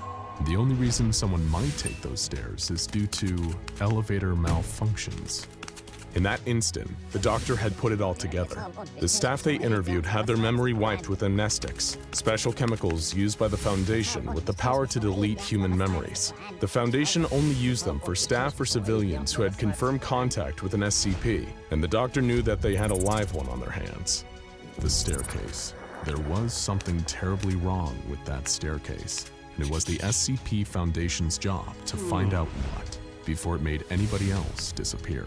This is the story of SCP-087, otherwise known as the Endless Staircase, and the 3 doomed journeys down into its murky depths. The doctor was more than eager to begin research into the staircase and its frightening, anomalous properties. After all, you don't claw your way up to being one of the Foundation's key researchers without being brave, and perhaps just a little bit deranged.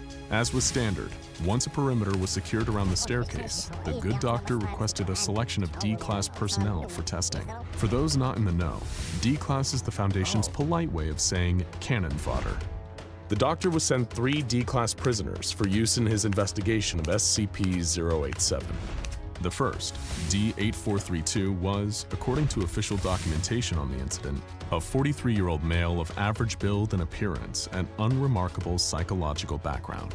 This man once worked for the Foundation in a more official capacity, but he was given the often deadly demotion to D-Class due to a dangerous mistake handling SCP-682 that led to the deaths of several other agents. Now, it looked like it would be his turn. The doctor explained his mission to him: explore the staircase, gather data, help us find out exactly what we're dealing with here. If you come back alive, there may even be a promotion in it for you. And with that promise, D-8432 was given his loadout, a 75-watt flood lamp with battery power capable of lasting 24 hours, an audio headset, and a handheld camcorder fitted with a transmission stream, and an audio headset that would allow him to communicate with Dr. Bright. D-8432 was then pushed through the door in hallway 3B and out onto the staircase. According to declassified Foundation files describing the staircase, SCP-087 is an unlit platform staircase. Stairs descend on a 38-degree angle for 13 steps before reaching a semicircular platform of approximately 3 meters in diameter.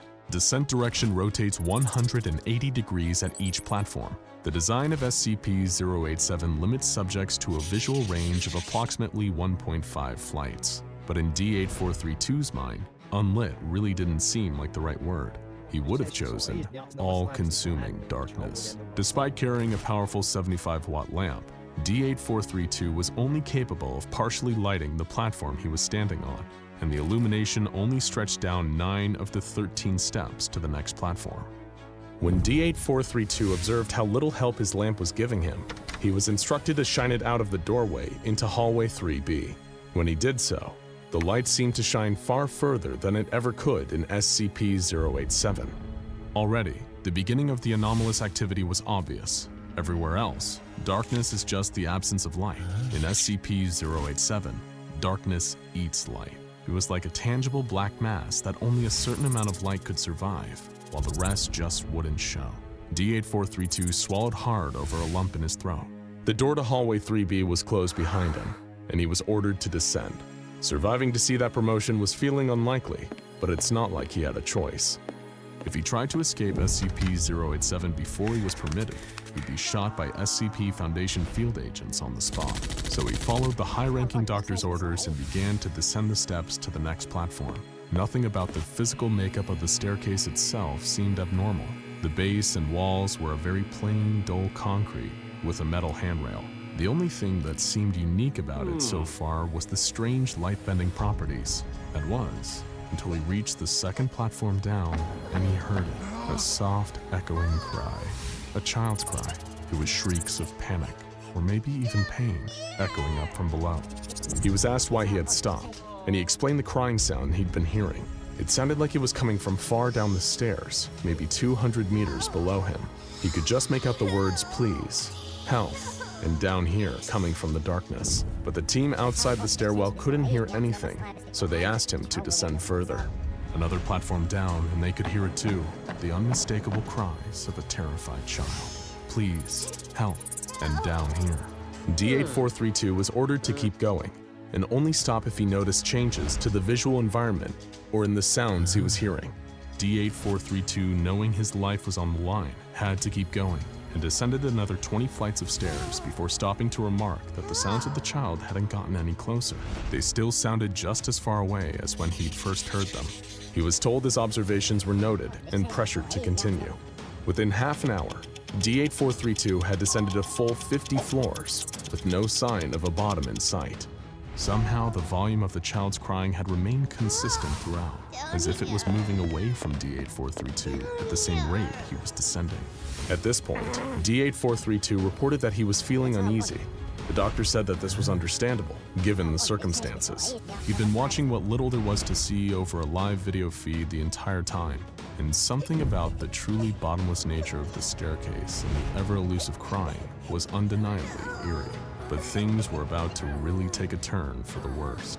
As D8432 stepped forward towards the next set of stairs, he froze. There was something on the platform below him, barely illuminated by the light of his 75-watt bulb. It was a face, vaguely human in size and shape, but with a few terrifying differences. It had grayish skin and no mouth, nostrils, or pupils. And yet, D8432 could feel that this thing was making eye contact with him. He couldn't move, trapped in the thing's piercing gaze. In an instant, the face jerked forwards, suddenly only about a foot away from D432's face, eyes staring into its own. D8432 screamed and ran, scaling all 50 flights in an astonishing 18 minutes before charging out into Hallway 3B. There, he collapsed from the exhaustion and the fear of what he'd just seen. Upon reviewing the footage, the strange face was designated SCP-087-1. Fascinating. It was time for a second experiment. The doctor just had to know more. The second test subject was D9035, a 28-year-old male with a history of aggravated assaults against women. He was given the same loadout as his predecessors, except this time with an even more powerful 100-watt bulb. He was also given 100 small LED lights that had adhesive backs and a battery life of approximately 3 weeks, with which they intended to permanently illuminate SCP-087. However, despite the extra wattage of his bulb, he still couldn't illuminate beyond the 9th step. SCP-087 wouldn't allow it. Having no ideas of the horrors that lurked below him, he descended on the doctor's orders and began fixing the LEDs to the walls of each platform he passed. The LED always illuminated the landing, but the light couldn't pass the first step on either side. The flights of stairs themselves would remain in perpetual darkness. After the second flight, D9035 noticed the same crying D8432 had heard and became uneasy. Just like before, as D9035 descended, the volume of the crying didn't seem to increase, as if for every step he descended, the source of the crying descended 1, 2, keeping them at a constant 200 meters apart. Still, he was ordered to continue his descent and the placing of LEDs even as his paranoia grew. When he reached the 51st floor, he observed damage to the wall and steps. Sections appeared to have been smashed to rubble by an extreme force. As he descended past the broken step, he only felt his fear, anxiety, and paranoia grow. The doctor made note of the fact that SCP-087 seemed to cause instances of anxiety and terror in its occupants, even before they encountered SCP-087-1. As D-9035 reached Platform 89, a full 350 meters under the initial platform, he stopped dead in his tracks and saw something staring up at him from the platform below. That same terrible gray face with those dead white eyes. He was encouraged to stay calm and try to get better footage of the face, but it charged for him, and D-9035 ran for his life. He ascended the staircase at a staggering pace, even passing out from exhaustion and remaining motionless for 14 minutes halfway. When D-9035 finally gathered the strength to get up, he scrambled back to hallway 3B and fell into a state of catatonia. He remains unresponsive to all external stimuli to this day, just staring off into the distance with a haunted expression, almost like he's still there in the hallway. The doctor wanted to conduct one more test before he ordered SCP-087 shut off from the world forever. And it was the most terrifying of all. The final subject was D-9884, a 23-year-old woman with a history of depression and use of excessive force. The doctor had hoped that D-9884 would travel the deepest yet, and so he gave her the additional supplies of a backpack containing 3.75 liters of water, 15 nutrient bars, and 1 thermal blanket. As far as the Foundation was concerned, she was in this for the long haul. But none of them had any idea quite how right they were. When D-9884 entered SCP-087, all the lights from the previous expedition had disappeared. Still, she was ordered to go deeper. She heard the crying of the mysterious child, if it was even a child at all, and again she was ordered to go deeper.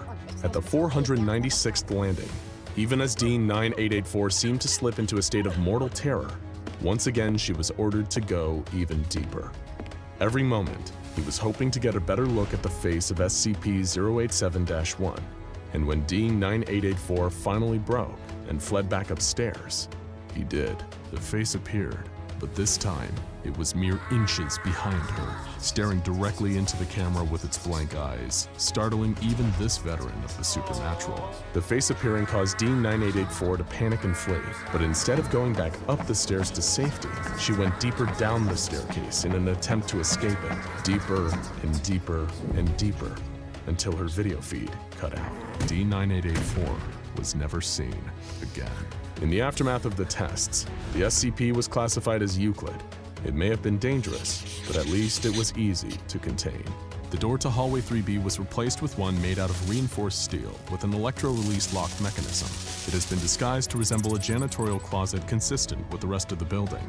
The lock won't release unless a classified number of electrical volts are applied, while the key is turned counterclockwise. And after a few inches of foam insulation were applied to the inner side of the door, staff at the building never again reported hearing strange noises. As for the fates of those lost within the endless turning flights and platforms of SCP-087, we may never know, but one can only assume it isn't pleasant.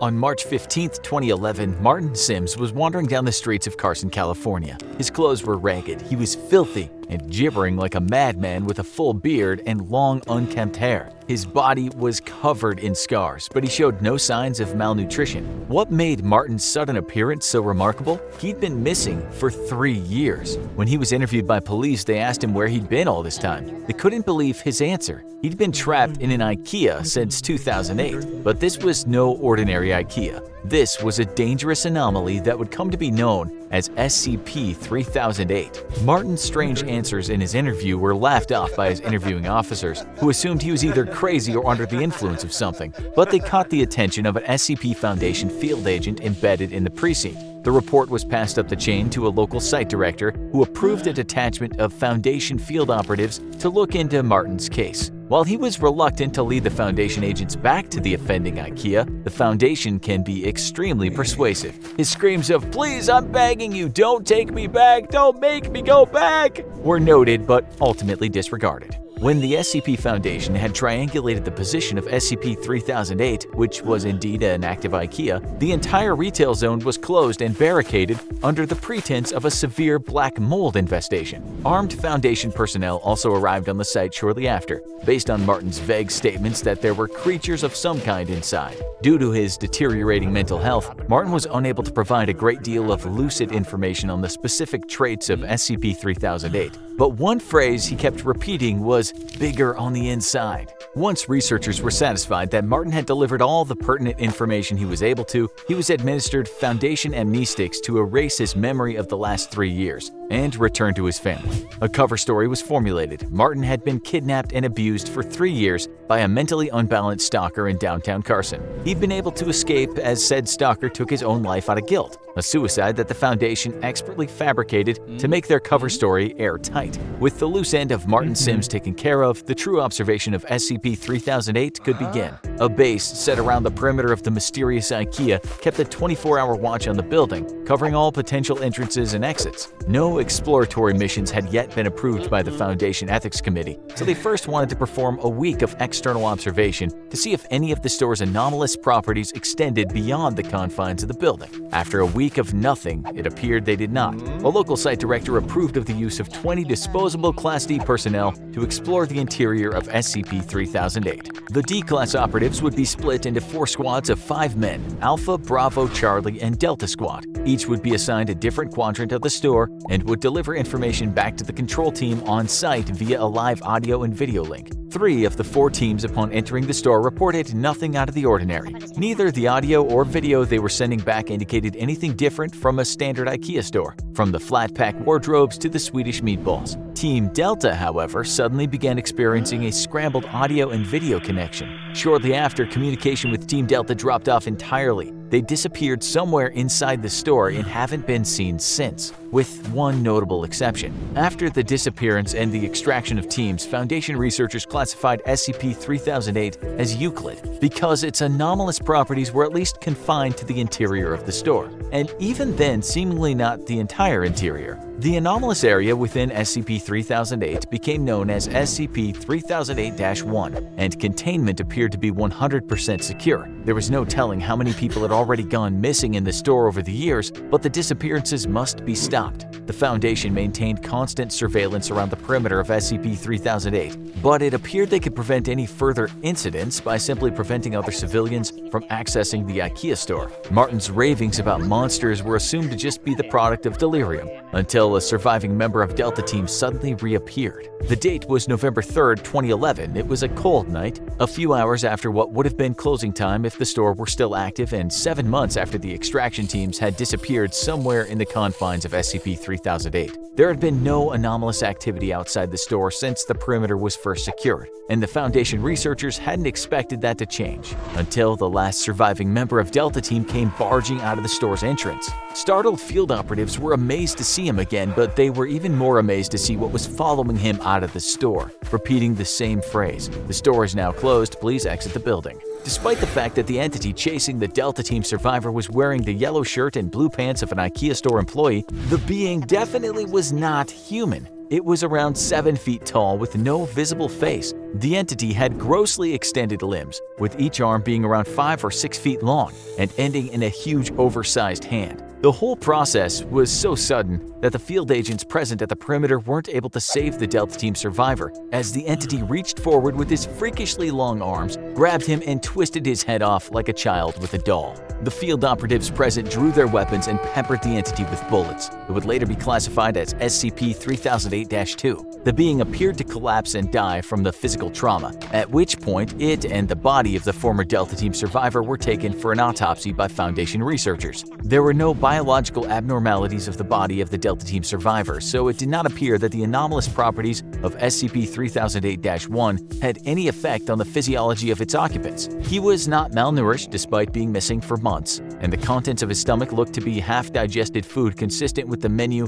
of a typical IKEA store restaurant. SCP-3008-2, on the other hand, raised a number of perplexing biological questions. The autopsy revealed that the creature's clothes were actually part of its body, like an additional layer layer of skin. The creature lacked blood or any kind of vascular system. Even stranger, the entity didn't appear to have bones or internal organs, not even a brain or nervous system. It was a being made entirely of skin all the way to its core. How it was able to move, or even live for that matter, remains a mystery. Though when you work for the SCP Foundation, you learn to accept that some things will always remain unexplained. One thing was certain though, Martin Sims was right about his monsters. After the incident with Delta Team, the Foundation deemed that sending manned explorations into the heart of SCP-3008 was too much of a liability and planned a series of drone-based reconnaissance missions into the anomaly. The first of these drones experienced connection issues and failed when attempting to venture into the IKEA's anomalous zone. However, after a lengthy period of trial and error, the Foundation was able to establish a more secure connection with its drones, even when deep into the SCP-3008-1 anomalous zone.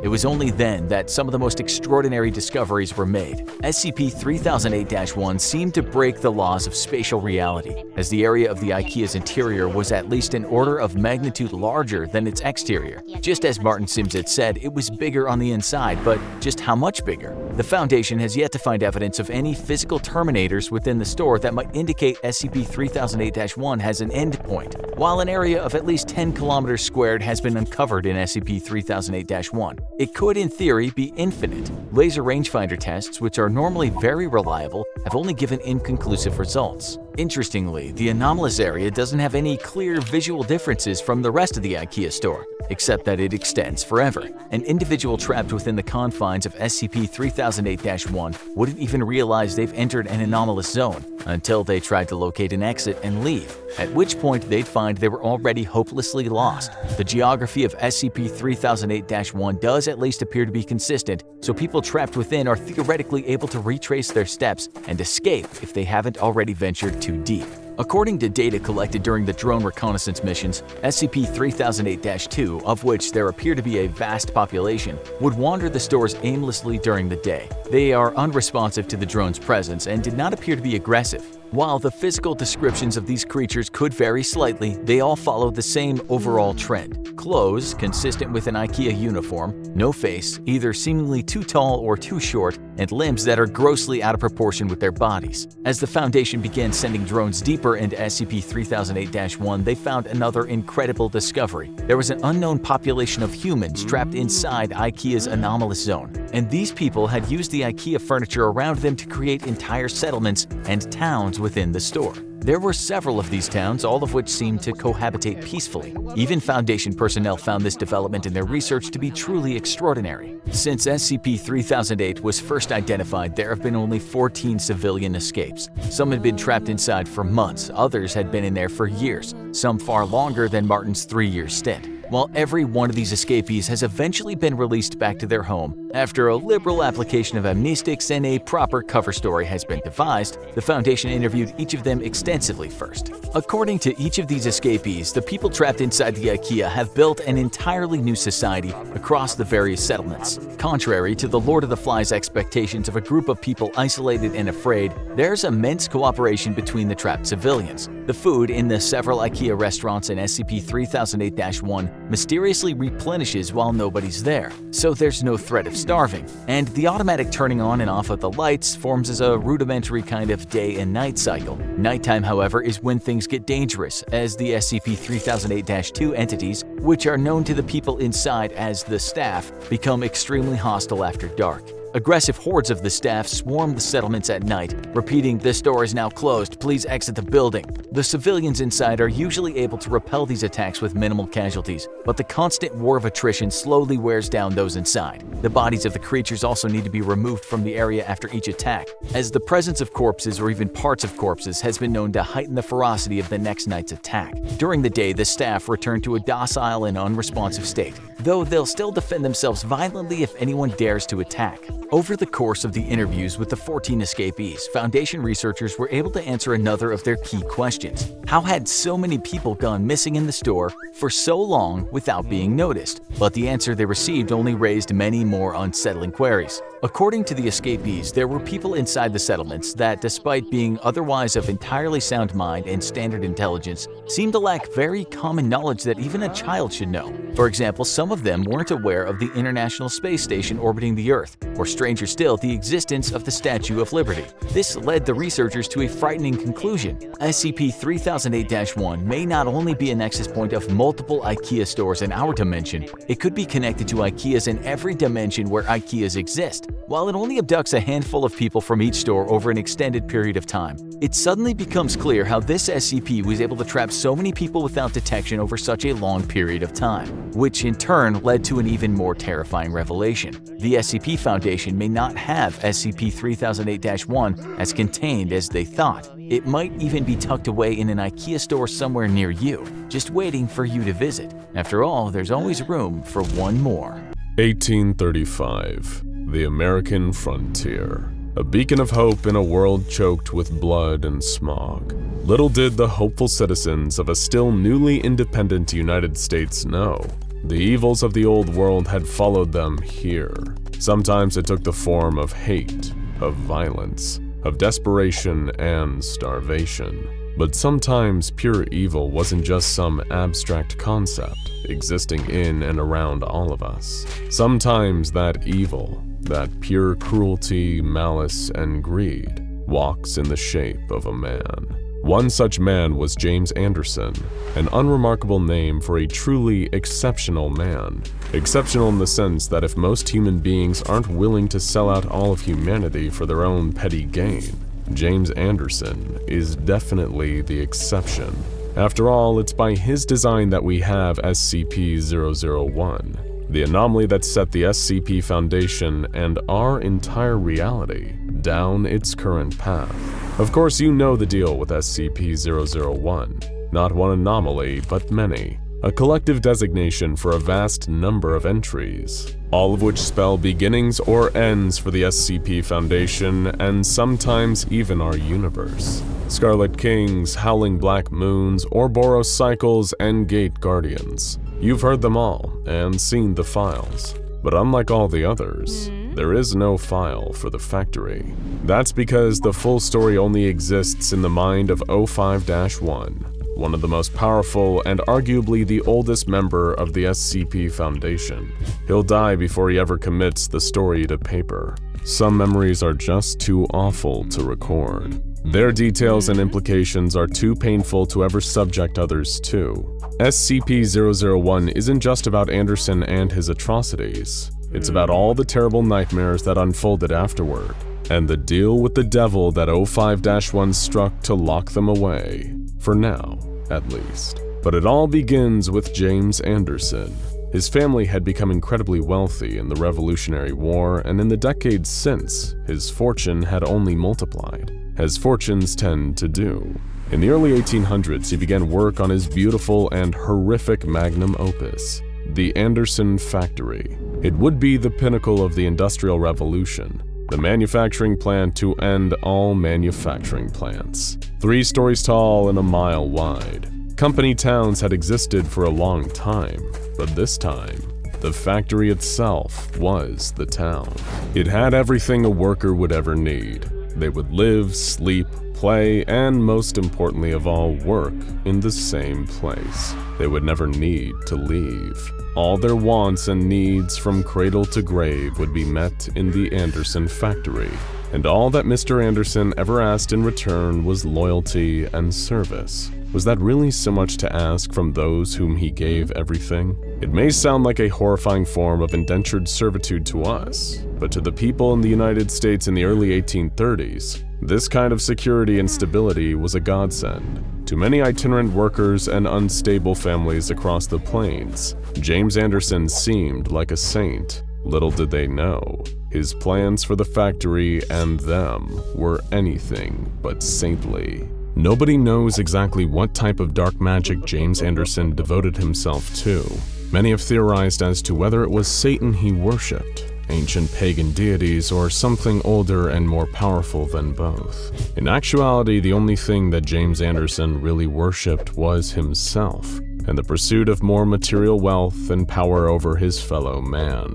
Any pacts he made with evil, timeless gods were just means to an end. The Anderson factory was a citadel to one man's cruelty and corruption, and every element of the building's design seemed to reflect that. Groups of 8 were forced into rooms together like battery-farmed chickens to maximize cost efficiency. People worked day and night in shifts of 3. Machines always rumbled and roared and chewed. When workers died in factory accidents and their blood spilled on the ground, it seemed to reveal arcane symbols carved into the stonework. These symbols were only visible when blood flowed across them.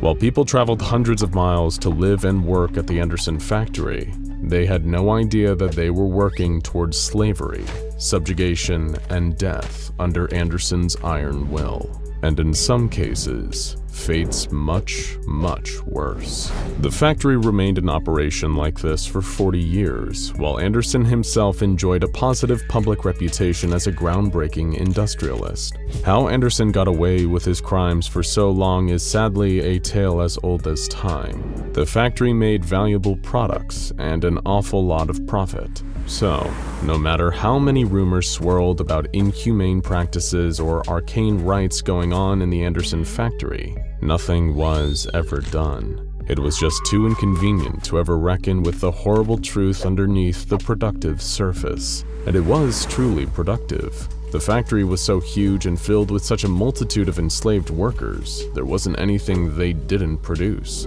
From textiles to technology to crops and meat, the machines were always on.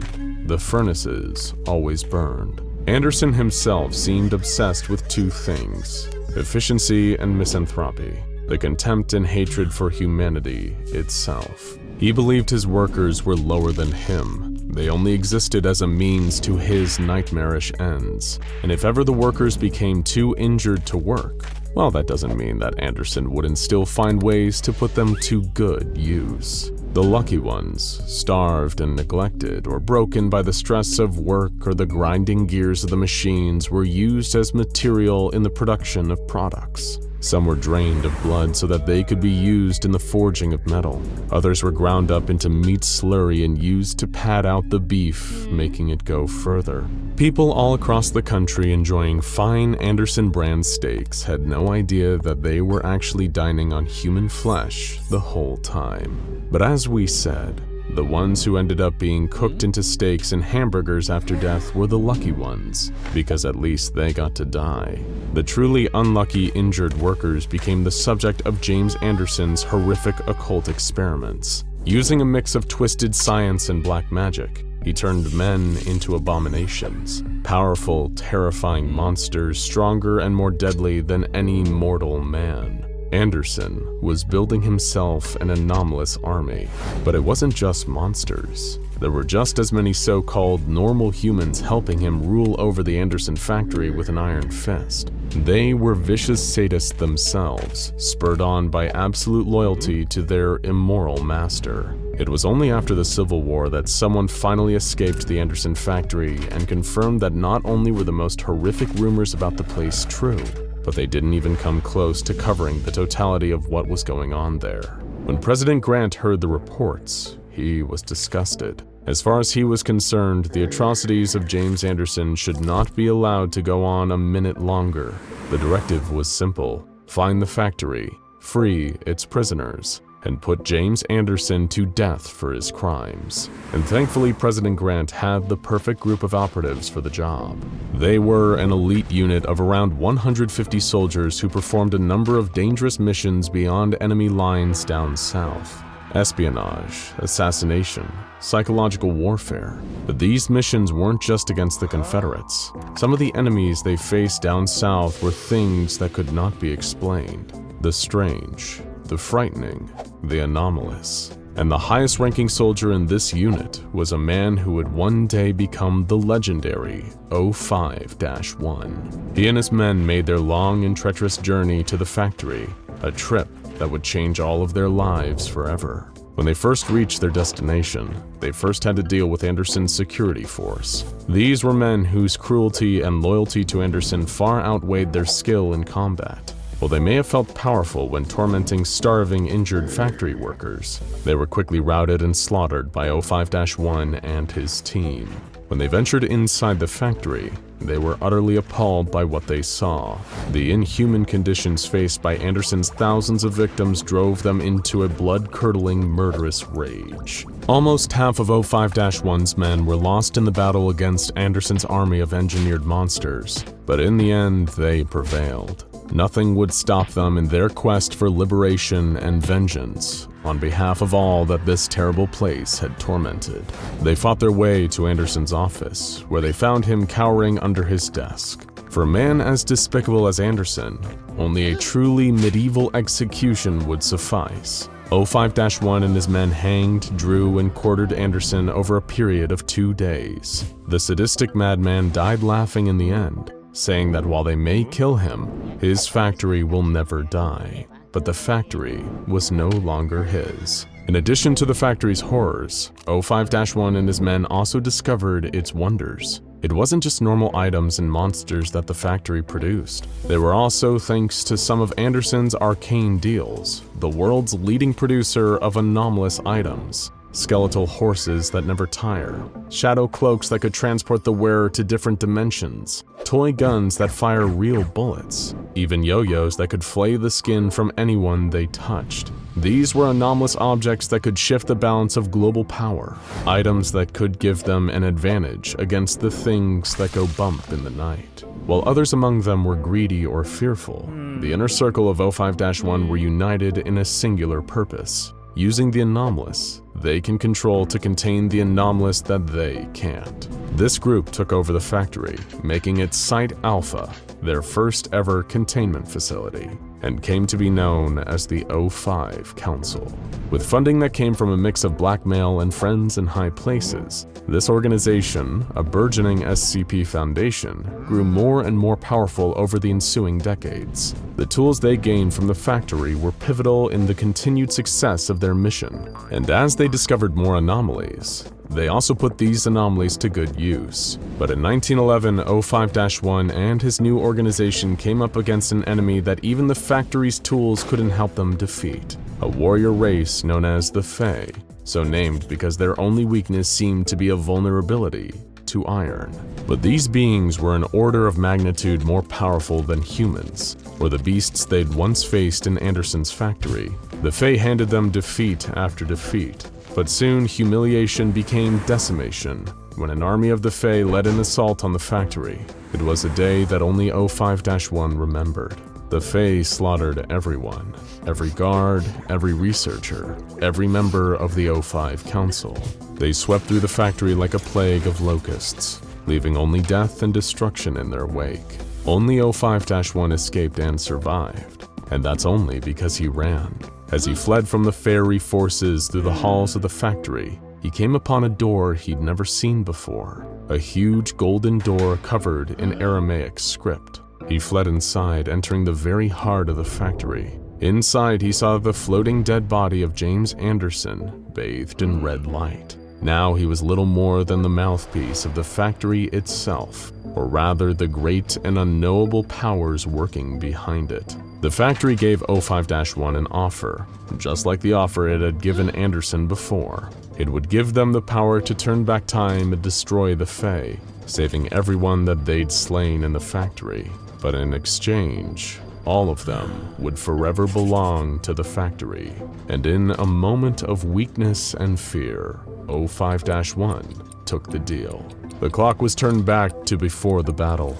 This time, O5-1 and his compatriots, all of whom except him had no idea what had happened, had the horrific weapons required to slaughter the Fae. Weapons that nobody, mortal or otherwise, could possess. They repelled the invading force easily, but knowing the horrors that came before, O5-1 refused to stop there. With the power of the Foundation and the factory behind him, he hunted down and murdered every last fairy, driving their species entirely into extinction. As far as O5-1 was concerned, it was them or him. But with the Fae utterly destroyed and the Foundation's superiority assured, a shadow was laying over O5-1.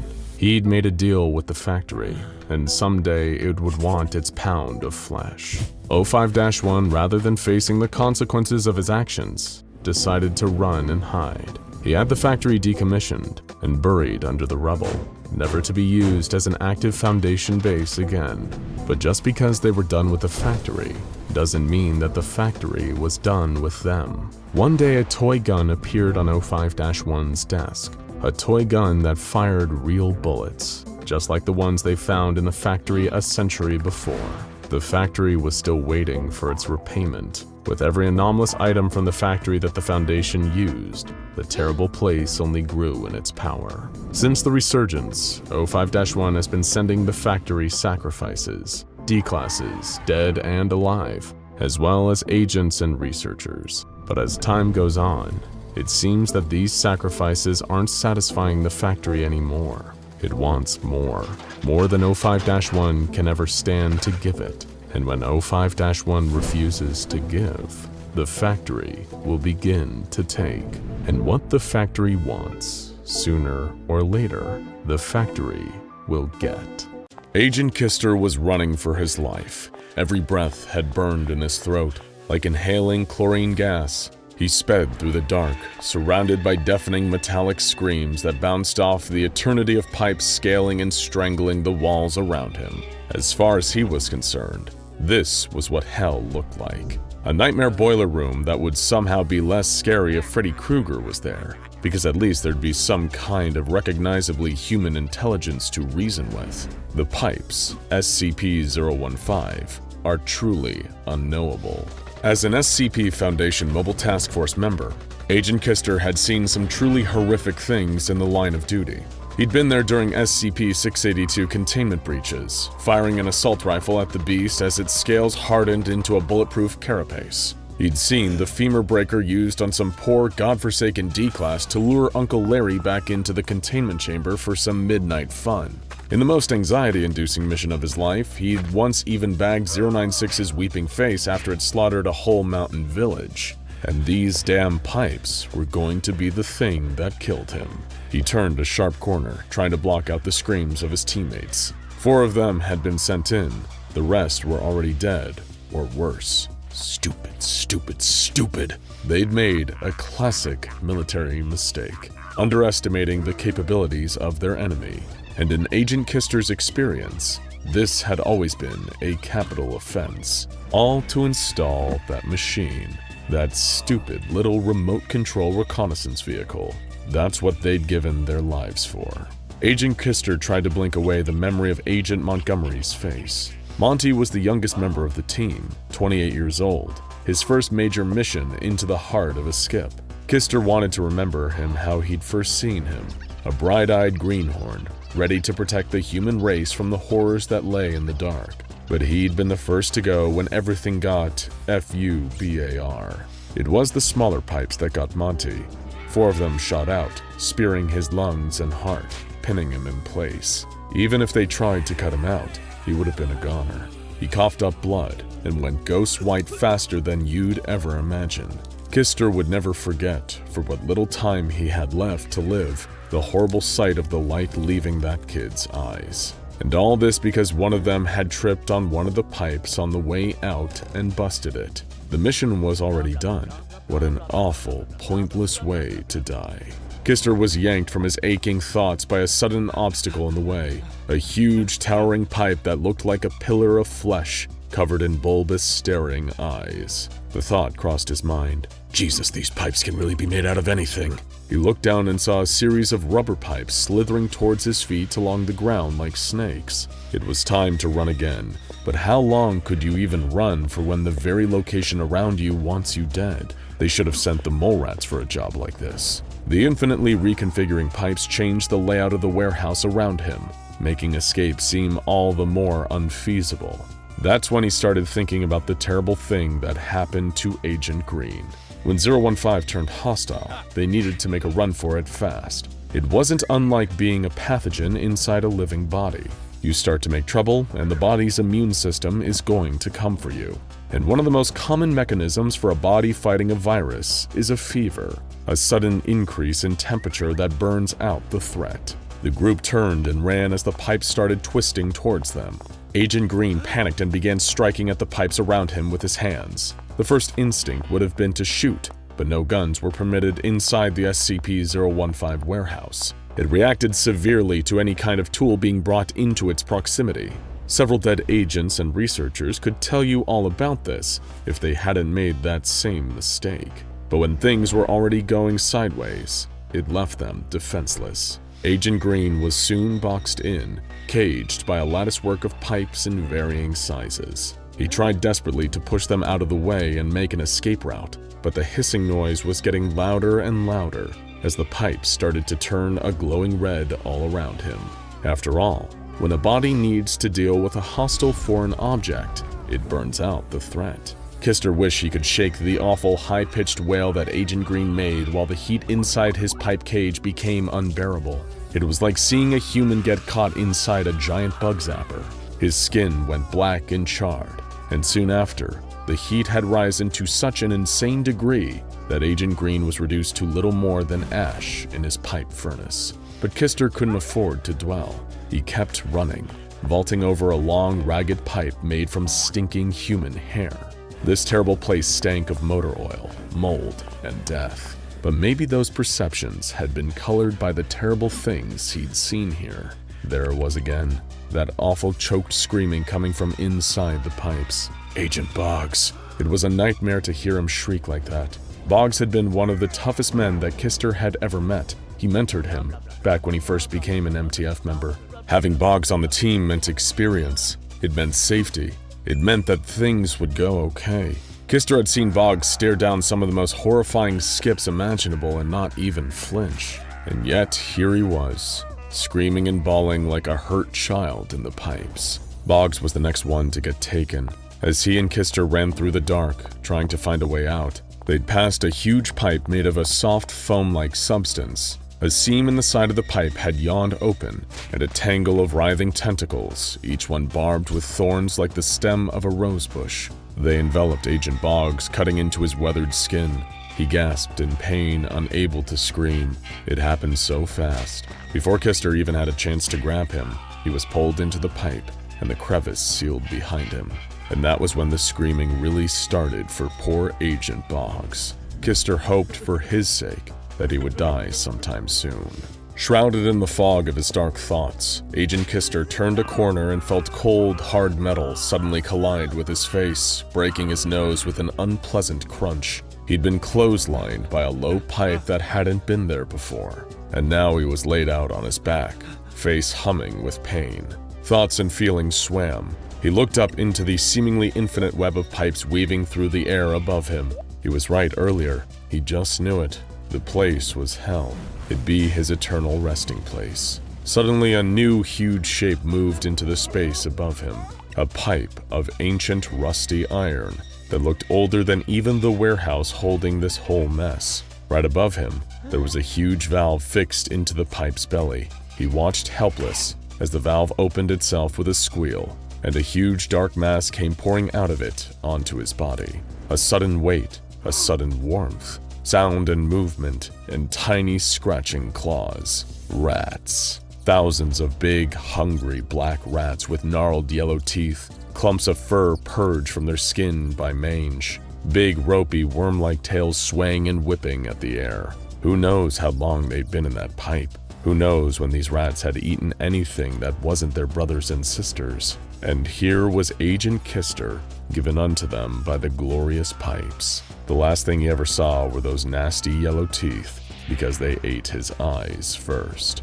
Word of the four disappeared, and presumed dead operatives soon reached Dr. Charles Ogden Gears, the legendarily taciturn senior researcher that managed the SCP-015 project, among a myriad of others. His face didn't betray a flicker of emotion when he was informed about the men lost to SCP-015. It wasn't that he didn't feel for them, more that he deemed it both unproductive and unprofessional to dwell on the deaths of personnel when carrying out their duties. After all, being killed by an anomaly was simply an occupational hazard, and a generous stipend would be sent to their families to compensate for their tragic loss. Dr. Gears simply asked, Was the mission successful in spite of the casualties? Did the team manage to install the modular robotic vehicle at the epicenter?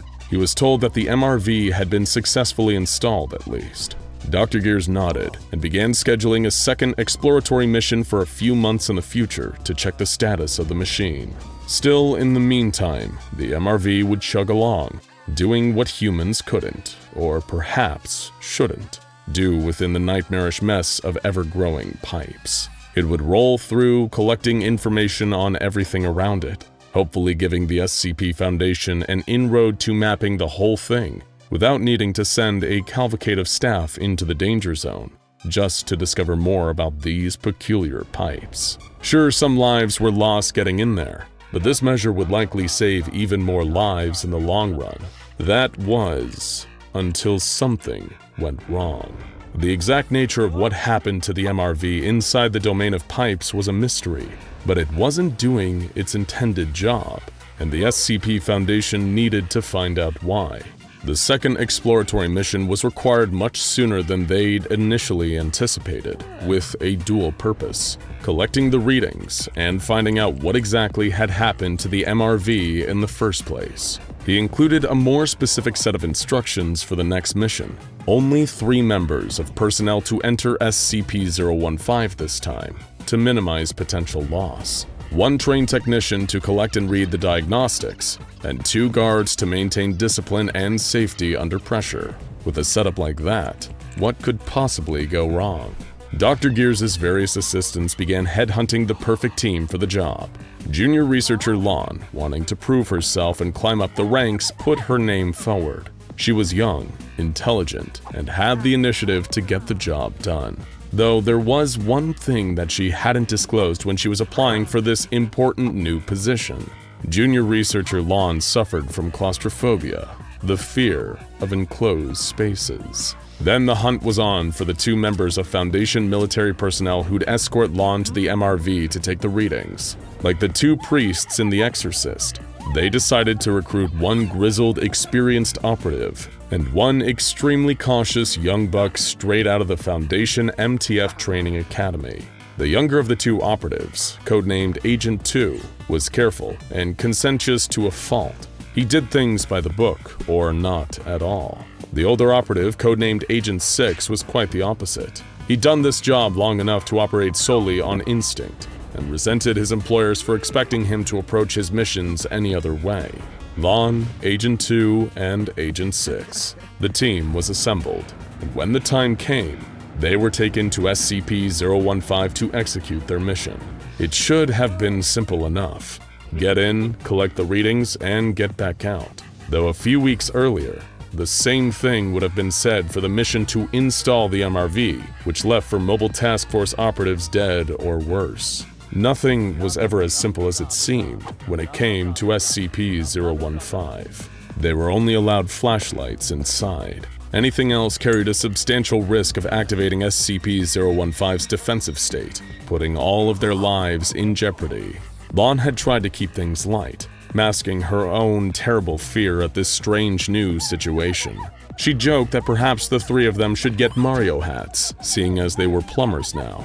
Agent 2 happily laughed along, suggesting that perhaps he should be Luigi. Agent 6 was utterly unamused by this whole situation and wanted no part of it, which is honestly just so Wario of him. They followed along a carefully mapped route through the pipes, being careful not to touch any of them.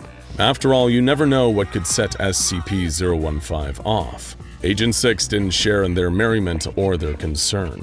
In fact, he had contempt for them and this whole situation. He thought Lon and Agent 2 were a pair of frightened, skittish children, willing to buy whatever Foundation-assigned bull honky they were given. He didn't believe that SCP-015 was anywhere near as dangerous as they'd been told. In all likelihood, knowing the eggheads up top, they just didn't want men of action like him breaking any of their precious little toys while conducting missions on their behalf. This whole thing was a big, stupid joke. As they ducked and weaved through the confines of SCP-015, the tensions between them all just silently grew. Their flashlights played among the pipes, revealing the insane variety of shapes, sizes, compositions, and materials in here. Wood, steel, flesh, bone, glass, compressed ash, granite, and so much more. And yet, there were no pipes comprised of any standard pipe-making material, like lead, PVC plastic, or copper. It was undeniably freaky, but when you work with SCPs for long enough, you learn to stop asking questions about the more minor forms of strangeness inherent to anomalies. The composition only got narrower as they delved deeper into the warehouse. Lon felt the anxiety, like a hand gripping her throat and squeezing, but tried still to keep it hidden. Agent 6, the largest among them, almost got stuck a few times, trying to crawl into spaces too tight for him to fit. He felt like murdering Lon when she threw out a casual comparison to Winnie the Pooh in the process. When they reached the MRV, it gave them an ounce of momentary relief. The journey was halfway done. But the comfort was quickly squashed by seeing what had actually happened to the MRV. It had been speared by a pipe, and new pipes had grown through and out of it, effectively rooting it in place. This caused immediate debate among the group around one key issue. Did this mean that the MRV was now technically part of the pipes? And by extension, would the pipes feel the need to defend themselves if the databanks were removed from the MRV in order to deliver the readings back to the researchers at Site-17? While Lon and Agent 2 carefully discussed the issue, Agent 6 lost his temper and decided to show these two foolish kids how it was done. He claimed the two of them were worrying about a bunch of Foundation hooey that they were inexperienced and gullible enough to believe, as if this bunch of weird pipes was actually dangerous. It was like how every 6 anomalies there's apparently one capable of ending the world. It's all a bunch of overblown, fear-mongering nonsense. And to prove that he wasn't just all talk on this front, Agent 6 pried open the top of the MRV and slid out the data cards, which seemed to be covered in some kind of viscous, unpleasant liquid from the pipes that had penetrated the device. Still, he'd gotten what they came for. He could have done this whole thing alone without this pair of bedwetters. He scoffed and said, "Kids, I don't know how you two survive." But he shouldn't have spoken so soon. The large pipe that he didn't even realize he was standing on opened up beneath his feet, and seconds later he was immersed up to his shoulders in it. 6 began to let out the most horrifying shrieks you've ever heard, and when Agent 2 and Lon ran over to try and help him out, they realized why. The pipe below Agent 6 was filled with flowing molten iron. By the time they pulled Agent 6 out, well, Agent 6 from the shoulders up, considering that was all that was left, he was already dead. And despite the actual aggressor being destroyed, SCP-015 wasn't done. It was ready to clean house. As Agent 2 and Lon attempted to flee, some eye-level pipes around them burst, firing crystallized glass into their faces, cutting into their skin and eyes. But they needed to push on, despite the pain, if they wanted to survive and get out. The two of them ran, horrifying noises of twisting and bursting pipes roaring behind them. Pipes made of thorns and bones started to grow, blocking off their exits until they were trapped. Lon, utilizing her small frame, was able to crawl through a gap in the pipes into an adjoining chamber. 2 was given a horrifying surprise when a pipe burst near his hand, showering his flesh in thick, corrosive gunk. His hand melted away at the wrist. As Lon called for help in the tiny cramped chamber she was locked in, 2 ran off to try and find an exit where he could bring more people in to help them. But it would already be too late for poor Lon.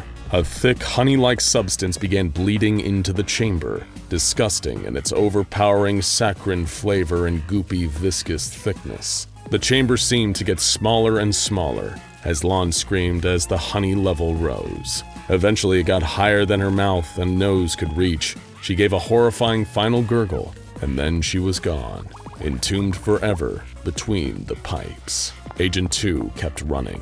His flashlight was beginning to die, but he didn't care. As his eyes bled from the splinters of glass and what was left of his hand dripped from the jagged nub of his wrist, all he could do was keep moving forwards. He panted and screamed and stumbled in the dark until he tripped on something he didn't notice and pitched forwards. He tumbled into the gaping maw of a nearby pipe, surrounded by unseeable, unknowable ooze. As he tumbled further down into the seemingly infinite darkness, it was too dark to see and too cramped to move anywhere but straight down.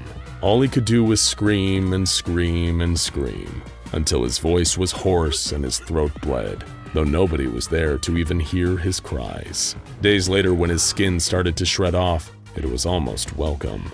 Dr. Gears would later receive the news of this tragically failed mission, and the 3 operatives now declared MIA because of it.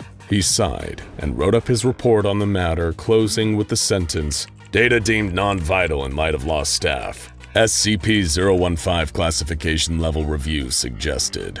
Agent Carla Mendoza was one of the best field agents that Site-41 had ever seen. She was professional, cool under pressure, and when the situation demanded it, she could be a straight-up badass.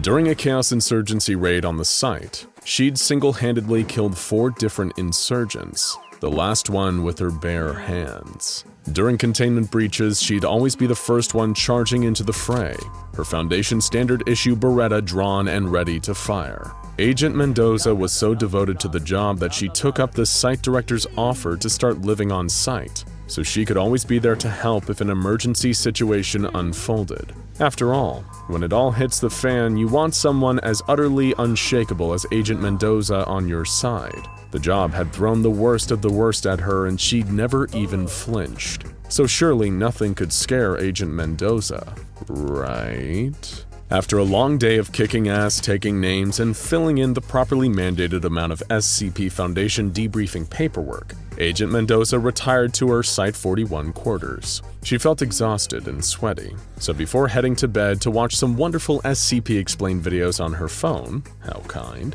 she decided to take a quick shower. The last thing she expected was for this particular shower to become, well, let's say, Hitchcockian. The water was running hot and clean, filling the air with steam.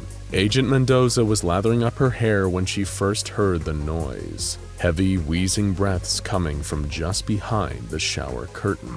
The second she heard it, Agent Mendoza felt a kind of brutal, crushing anxiety that she'd never experienced before. Like a hand was reaching into her chest and squeezing her heart. The self-defense training that had been encoded into her muscle memory over years of working at the Foundation kicked into effect. In a blind panic, she struck out at the shower curtain, causing it to sway outwards and land directly on the face of Mendoza's wheezing voyeur. Who or whatever it was standing right there, less than a meter away from the shower. The wheezing carved into Mendoza's ears like a butcher's knife. What an awful, monstrous sound. And despite the fact that the shower curtain obscured its face, she could still somehow see it. The way a defenseless animal can sense an approaching predator without ever locking eyes on it, and just somehow know that it's too late for them to escape now.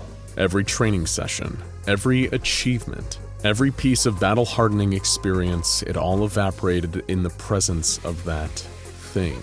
Mendoza was so terrified she might as well have been a child. The monster just stood there beyond the curtain, its raw, fleshy face parted into a freakishly wide, yellow-toothed grin. She didn't know how, but on some deep primal level, she was aware that if this thing got its hands on her, something horrific beyond description would happen to her. She was too terrified to even move a muscle in its presence. She remained like that, standing in the shower and sobbing quietly for the next 3 solid hours, until the creature finally disappeared. When her colleagues found her, she'd experienced moderate scalding wounds from the hot water of the shower. It took several hours for Agent Mendoza to compose herself enough to share her story. A couple days later, Tim Ellis, a junior-level filing clerk, was found trapped in a Site-41 supply closet. He'd urinated in his Foundation-issued slacks and was in a state of borderline catatonia. When his superiors asked him why he'd been spending 2 hours in a supply closet on company time, he reported that it was because a monster had appeared outside the door when he was searching for a replacement stapler. Despite never actually opening the door to see what was outside or call for help, Mr. Ellis said that he felt as though he would have had a heart attack if he actually opened that accursed door. He was able to provide a clear description of the monster. He said it was tall and emaciated, with reddish-brown skin that made it seem almost burnt or rotten. While it stood there and waited beyond the supply closet door, it let out the most awful wheezing noise, like an old, rusty iron lung. But the image that Ellis seemed most fixated on was the monster's face, or lack thereof. Just a huge, grinning mouth that covered up its entire head, stocked with an arsenal of massive yellow teeth. Ellis was visibly shivering as he talked about it. 2 incidents are an unpleasant coincidence, but 3 are a bona fide pattern. And it didn't take long for more sightings of this strange new anomaly, dubbed SCP-303 or the Doorman, to pop up across the site. It earned that name by always appearing behind some kind of doorway, or at least a movable divider, in the case of Agent Mendoza's shower curtain. Whenever it appeared outside a doorway, nearby Foundation personnel would report being struck with a sudden paralyzing terror that made engaging with the creature impossible. Attempts to call for help were also often stifled, as the very presence of the Doorman causes disruptions to electrical equipment. Whenever the Doorman manifests in your proximity, it's safe to say that it'll be commanding your absolute undivided attention. This was a particularly frightening case for the SCP Foundation, because it was one of the few anomalies bringing the fight directly to them. Most sentient anomalous beings would do anything to avoid getting captured by the SCP Foundation and contained in one of their high-security sites, full of experienced researchers and state-of-the-art equipment designed specifically to neutralize their effects. The Doorman, however, just seemed to take this as a challenge, turning even the most hardcore personnel on the site into gibbering wrecks with its mere presence. But the Doorman was just getting started. Agent Henderson had a frightening encounter in the break room. He was pulling a long shift and just wanted to grab some coffee creamer from the cabinet. However, as he approached the cabinet, he heard the telltale wheezing and that terrible, overwhelming terror set in once more. The Doorman was sitting inside the cabinet in a fetal position. He just knew it. Could this thing really appear just anywhere as it pleased, and keep people in or out until it decided to dematerialize and torment somebody else? When the creature finally dematerialized and the cabinet was examined, the coffee creamer was found to be missing, leaving Agent Henderson distraught. This was the first recorded instance of the Doorman stealing a physical item, but it would be far from the last. Henderson wondered whether the creature that had just humiliated him was sitting somewhere else now, sipping from a warm cup of joe, with its big, freakish mouth and laughing at him. But a few incidents after this, things would become considerably more serious. The Doorman was about to take its first life. Well, it isn't really that simple, if you want to get into the semantics of the thing. When the body of Dr. Barker was found inside the second-floor storage room after a spree of SCP-303 incidents, the question was naturally posed as to whether the Doorman had gotten more dangerous and finally directly attacked one of its victims. Not quite. There had only been one way in and out of the storage room, a secured decompression chamber, and the Doorman had appeared inside this chamber while Dr. Barker was in the storage room, effectively trapping him inside with the sheer terror it causes in its victims. He was trapped in the room for a grand total of 5 days, at which point he finally died of dehydration, and the Doorman demanifested shortly afterward. The staff of Site-41 scaled up their countermeasure efforts, hoping to discover more about and perhaps even trap and contain the infamous Doorman. Dr. Burroughs, Researcher Matthews, 4 members of security personnel, and 4 D-Class operatives formed a kind of strike team, ready for quick dispatches whenever the Doorman happened to manifest. It wasn't long before the creature appeared in a room on the first floor, but the team quickly intercepted its location, ready and eager to gather more data on the mysterious being that had been terrorizing them all for weeks. Dr. Burroughs ordered one of the D-Classes to open the door and look inside, but the D-Class refused out of fear. The doctor told him that if he didn't open the door, he'd be transferred to SCP-682 duty. The D-Class frantically shook his head and said, "I'd rather take my chances with the reptile than go in there." The doctor was getting frustrated. He told the D-Class that if he didn't open the door immediately, he'd be terminated right there on the spot. The D-Class still refused, saying that he'd take death over what the Doorman would do to him if he stepped inside. Without hesitation, Dr. Burroughs ordered one of the security officers to shoot the D-Class then and there. The shot was fired. The D-Class was terminated. Dr. Burroughs then ordered a female D-Class who just witnessed this callous execution to open the door, or the same abrupt death would befall her. She still refused, then began to describe the awful things she believed the Doorman would do to her if she went inside. Researcher Matthews was visibly shaken by the description. Dr. Burroughs decided not to terminate this D-Class immediately. He instead wanted to see just how much pressure the Doorman's anomalous fear-based resistance mechanisms could take. Another D-Class was given a combat knife, and also given the order to cut the female D-Class with it every time she refused an order to go inside. After 2 hours of repeated asking from Dr. Burrows, the female D-Class dropped dead from blood loss. At no point did she ever attempt to open the door. It seemed that in all the cases for those in the thrall of the doorman's anomalous effects, death is a truly preferable alternative to ever facing it head-on. It's worth mentioning that these tests were conducted back in the 1970s, before the formation of the Foundation's Ethics Committee, which explains why their methods feel a little needlessly cruel. Since then, the doorman has fully commandeered the second-floor storage room, the same one where it caused Dr. Barker's death. It only leaves the room to steal more items from around the site. These items have included a cryotube, 3 sets of standard Foundation surgical equipment, 2 D-Class research cadavers, 1 gasoline-powered generator, a variety of chemicals from the chemical storage areas, and, of course, poor Agent Henderson's can of powdered coffee creamer. The reason for the doorman taking an interest in these particular items remains unknown, but we can only assume that nothing good can come of it. And there you have it, folks, the strange, frightening, and eerily inconclusive tale of the doorman. All we can really say is that we're awfully glad he's fixated on bothering Site-41, because who knows what would happen if he widened his net to the rest of us. Thankfully, we won't need to think about that. Oh, that's odd. Can you hear that? I thought I was imagining it. Though come to think of it, I can't help but feel a little uneasy right now. Do you ever get that feeling that you're being watched? Wait, the door. There's something behind the door. Can you feel it? Can you feel its red flesh and rotten teeth pressing up against it, breathing, waiting? Can you feel it staring at you without eyes, looking deep into your very soul? Well, that's good, but just stay cautious, okay? After all, life has many doors, Ed boy, and you never know who or what will be waiting for you behind the next one. Are you afraid of haunted houses? What about haunted castles, or prisons, or mental asylums? We've all seen or heard tales of terrible, tortured souls walking down long and lonely hallways, looking for people to pass their ancient pain onto.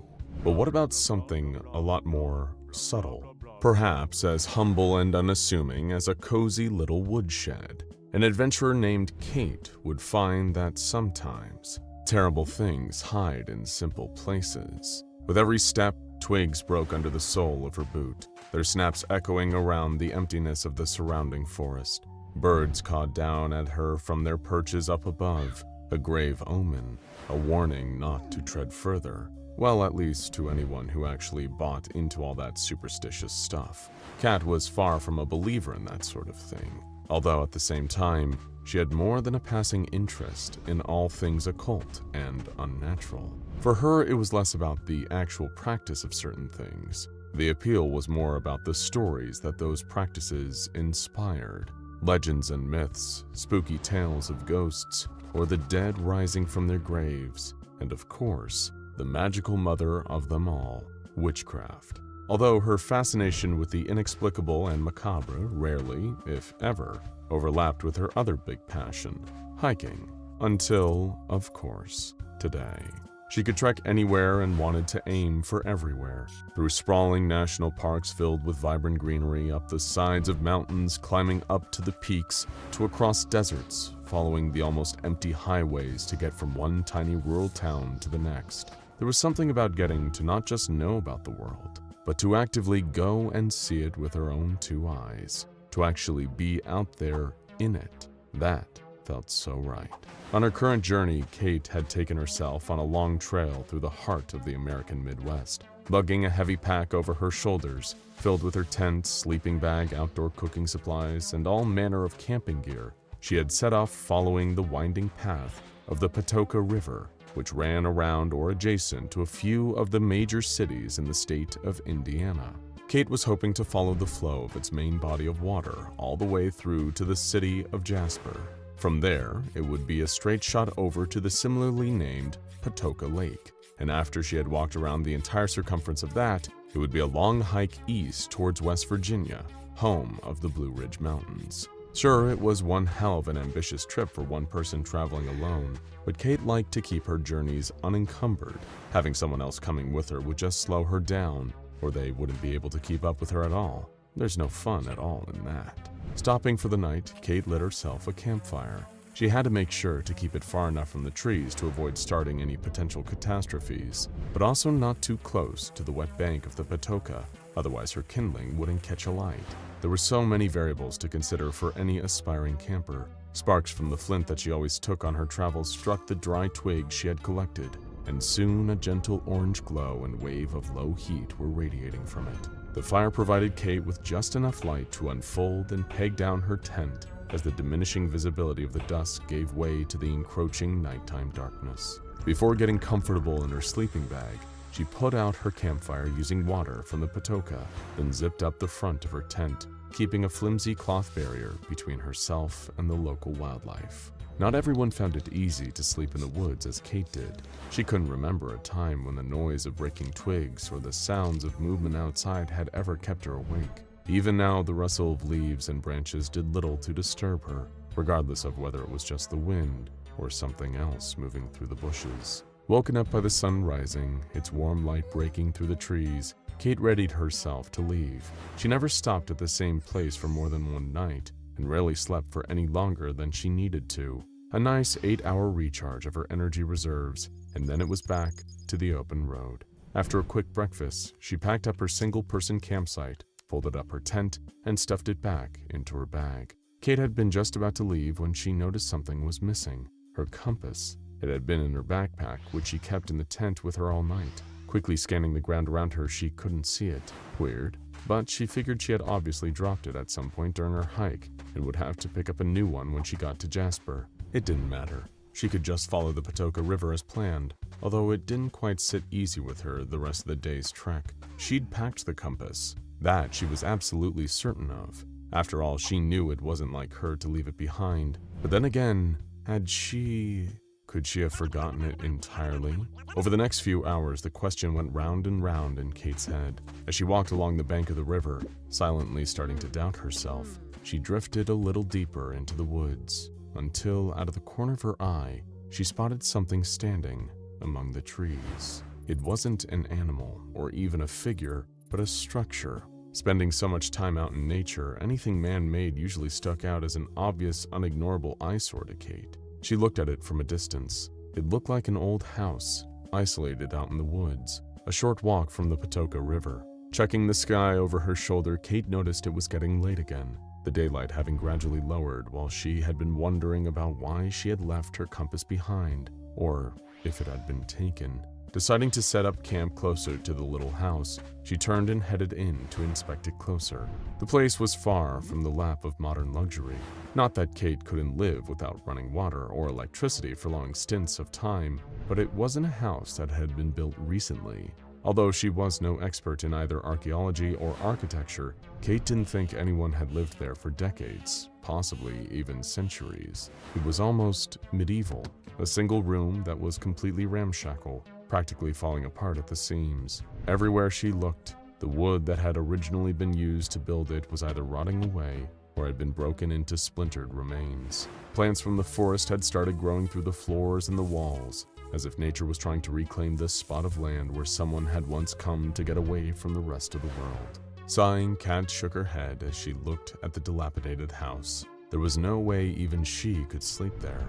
It was too much of a safety risk. Parts of the ceiling could easily fall on her during the night if the wind picked up enough. Turning to leave, she stopped in her tracks as she noticed another structure, much smaller, behind the house. It had been so dwarfed in size by the slightly bigger building that it was completely obscured from view, but it looked to be in much better shape in terms of its structural integrity. It was a woodshed, its front door hanging lazily open. While not exactly brand new by anyone's standards, it was at least far more intact than the main house. Taking a few steps forward, Kate felt something like glass crunch under the heel of her boot. She scanned the floor, instinctively checking for any more so as to not injure herself. Even with the low amount of sunlight fading ever rapidly, it didn't look like more. Kicking her boot to loosen the shard, she made her way towards the woodshed, not noticing that what she'd been standing on had been a compass. Reaching the shed, she peered inside. It was pitch black within, almost as dark as the rest of the forest would be in a few minutes. Taking off her backpack and setting it down, she searched inside for her flashlight. Retrieving it and flipping on the switch, She looked back into the shed, and that was when she saw it. Taking a step back, Kat tripped over her bag, scrambling back up to her feet to make sure she had seen what she thought she had. It was just lying there, still and lifeless. For a split second, she hoped it was a trick of the light, just an old decaying lump of wood, but it wasn't. It was a body. The remains were charred, reduced to little more than bones some time ago. Even the ground next to it looked like it had been scorched, blackened by some intense fire damage. Kate's eyes were so transfixed on the burned mass of bones that a sudden sound startled her. Thunder growled above, immediately telling her she had little choice in what to do next. Her options were either she could sleep outdoors and get drenched by the rain and possibly catch hypothermia from being cold and wet, or she could spend a night in the cramped confines of this woodshed, which she would have to share with a long-dead body. Walking back outside to retrieve her bag, she pulled out a ground sheet and used it to cover up the bones. It was a mostly sleepless night, and those were a rarity for Kate. Any sleep she did get was light, easily interrupted by as little as her own movements, and offered her no actual rest. But for the next few hours, she just lay awake on the wooden floor. It wasn't the sounds of rain drumming against the shed's ceiling, or the booming of thunderclaps that were keeping her awake. Thoughts of what she was going to do about the bones kept coming to the forefront of Kate's mind. Should she report it to the police when she got to Jasper? Was there even any point if she had no idea where on the map this abandoned place was? Frustrated, she tossed and turned, eventually sitting up as something made a sound. It was a low, creaking, rusty metal hinge, screeching for a lack of any oiling over the years. The door was open, swinging lazily in the decreasing winds, its lock having long since broken. Grumbling to herself, Kate reached for an old shovel that had been left in the shed and went to grab the open door. As her head poked out from the shed, she looked around. It was the middle of the night, nothing to be seen anywhere around. Yet, she couldn't escape the feeling she was being watched. Taking the shovel, she jammed it underneath the doorframe, keeping it closed. At last, there was quiet. Maybe now she'd be able to get some much-needed sleep. And she did, but that's when the nightmare started.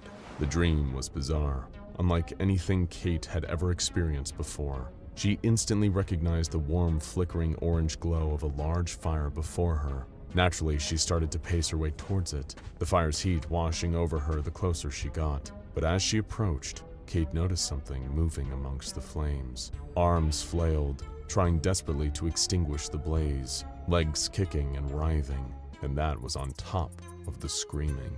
Another figure was standing facing the bonfire, their back to Kate as she walked closer still. With every step, the sounds of insects buzzing could be heard getting louder and louder. But it wasn't until she stepped near enough that she saw where the noise was coming from. A swarm of bugs was darting through the air, hovering around the other figure. There were enough of the insects that they formed what looked like a cloak, every part of it moving and buzzing of its own accord.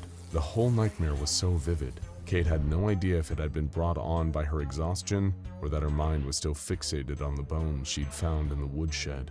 Dehydration, lack of food, or even some other influence. It could have been any one of those factors that had caused her to dream a dream like this, or a combination of all of them.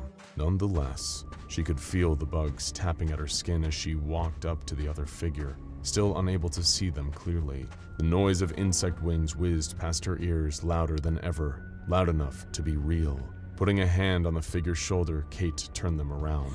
It was a woman, or what was left of her. She had huge gaping wounds left by something that had been cruelly buried in her face. Yet somehow, she was still standing, dead but also alive at the same time.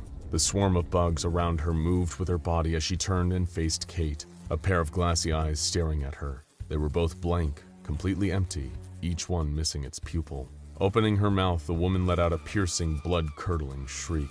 All around her, the sound of the bugs got louder, almost deafening, and as she screamed, so did Kate. Panting and shuddering, she bolted upright, shock racking her entire body, heart thudding against her ribcage. Instantly, the exact moment she woke up, Kate realized that feeling was back. She had spent so much of her time hiking through the woods on her own that she could tell when someone was watching her. In the dark, she fumbled for her flashlight and clicked it on to reveal the door was still jammed shut.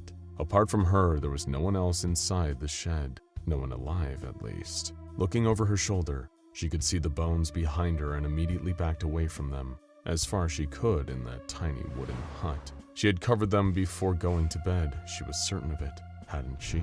All of a sudden, Kate felt her skin start to itch, an intense, irritating feeling. She had experienced the effects of poison ivy and all sorts of plants that caused similar reactions, but this was easily 1,000 times worse. Her skin felt like it was burning. She scraped her fingernails down her exposed arm, trying to suppress the itching even for a moment, but it did nothing. She scratched at the other arm over and over again in one spot until her flesh was pink and raw. Still no change. Kate raked her nails over her own body, this time leaving a deep scratch trailing over her arm. Under the light of her torch, she'd realized that she'd drawn blood. She looked back at the bones in the scorched corner of the shed. The skull was facing straight towards her, hollowed-out eye sockets staring as empty as the pupilless eyes of the woman in her nightmare. It had done this. It must have done, she thought. Reaching towards the door, dropping her flashlight, she wrenched the shovel out from where she used it to wedge the entrance closed. She stood up,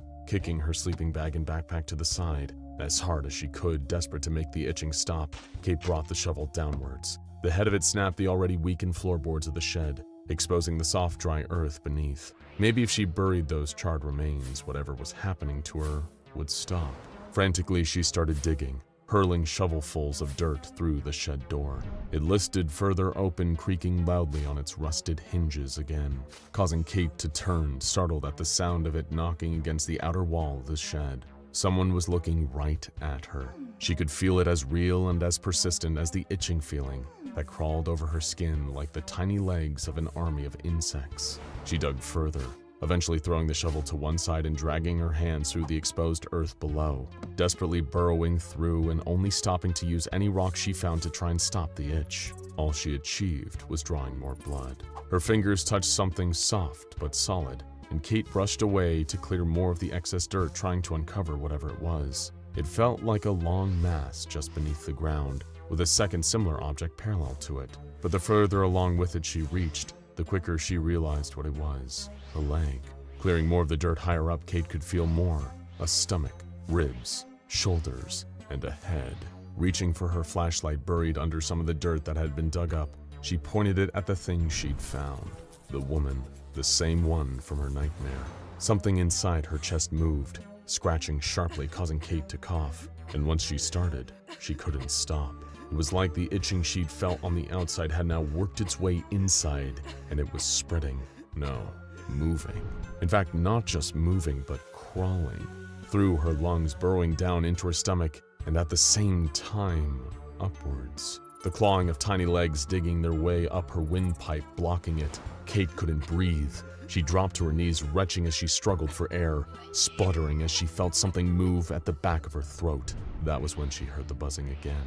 Locusts. A swarm of them came spilling out of Kate's mouth. She couldn't scream, let alone catch her breath. They filled the shed in seconds, engulfing her entire body, as more and more of the desert bugs still came pouring from her mouth. Outside, the wind kicked up again, with enough force to blow the door to the woodshed closed, trapping Kate inside with the bugs that tore at her. There was a single word on the wooden surface of the door, written in deep black charcoal. She'd missed it. The door had been open when she found the shed. The word was witch. The SCP Foundation would later find this cursed cabin and would naturally lose a number of D classes to a horrific form of locust-based suffocation. While there are clues as to what exactly is going on in this terrible place, from the malice of a long-dead sorceress to the lingering revenge of a woman wrongfully persecuted, definite answers as to the anomalous mechanisms of the shed known as SCP-4595 still elude even the Foundation's finest minds. It's a place so mysterious and dangerous that the special containment procedures read, "For safety purposes, no personnel are permitted to enter SCP-4595. SCP-4595 should only be entered by authorized testing personnel under the supervision of the SCP-4595 Research Lead. Under no circumstances is SCP-4595-A to be disturbed in any way." So perhaps we'll never truly know why a humble wooden shed in Jasper, Indiana causes such horrifying effects for its victims. The SCP Foundation thinks it's safer to just lock it away and forget about it, letting its ancient wood and old bones rot in the dark. But if you are really curious about the truth, you can always take a walk down the side of the Patoka River and pay the witch a visit. If you're lucky, you might even get to leave. Your boss's office, his name etched on the frosted glass window in the door, sitting at the end of a long hallway. He called you in, and you don't know if you'll be leaving with your job. A grimy public bathroom filled with graffiti, spiders, cracked toilet seats, and a sinister shadow in the very last stall. A surgical theater where masked doctors wait with gleaming scalpels, forceps, and bone saws, preparing for an operation that you don't know if you'll wake up from. All of these have one thing in common. They're rooms that inspire dread. But after this video, you'll look back on all of them like you would your cozy childhood bedroom. A wise man once said, life has many doors. What he didn't say is that sometimes opening the wrong door can be a way of bringing that life to an untimely end, or worse. Especially when you're dealing with the kind of horrifying anomalies secured and contained by the SCP Foundation. You may think it's what's lurking inside the room that might be your biggest threat, but that's a potentially lethal assumption. Sometimes the most dangerous thing is the room itself. And that's what we're here to talk about today.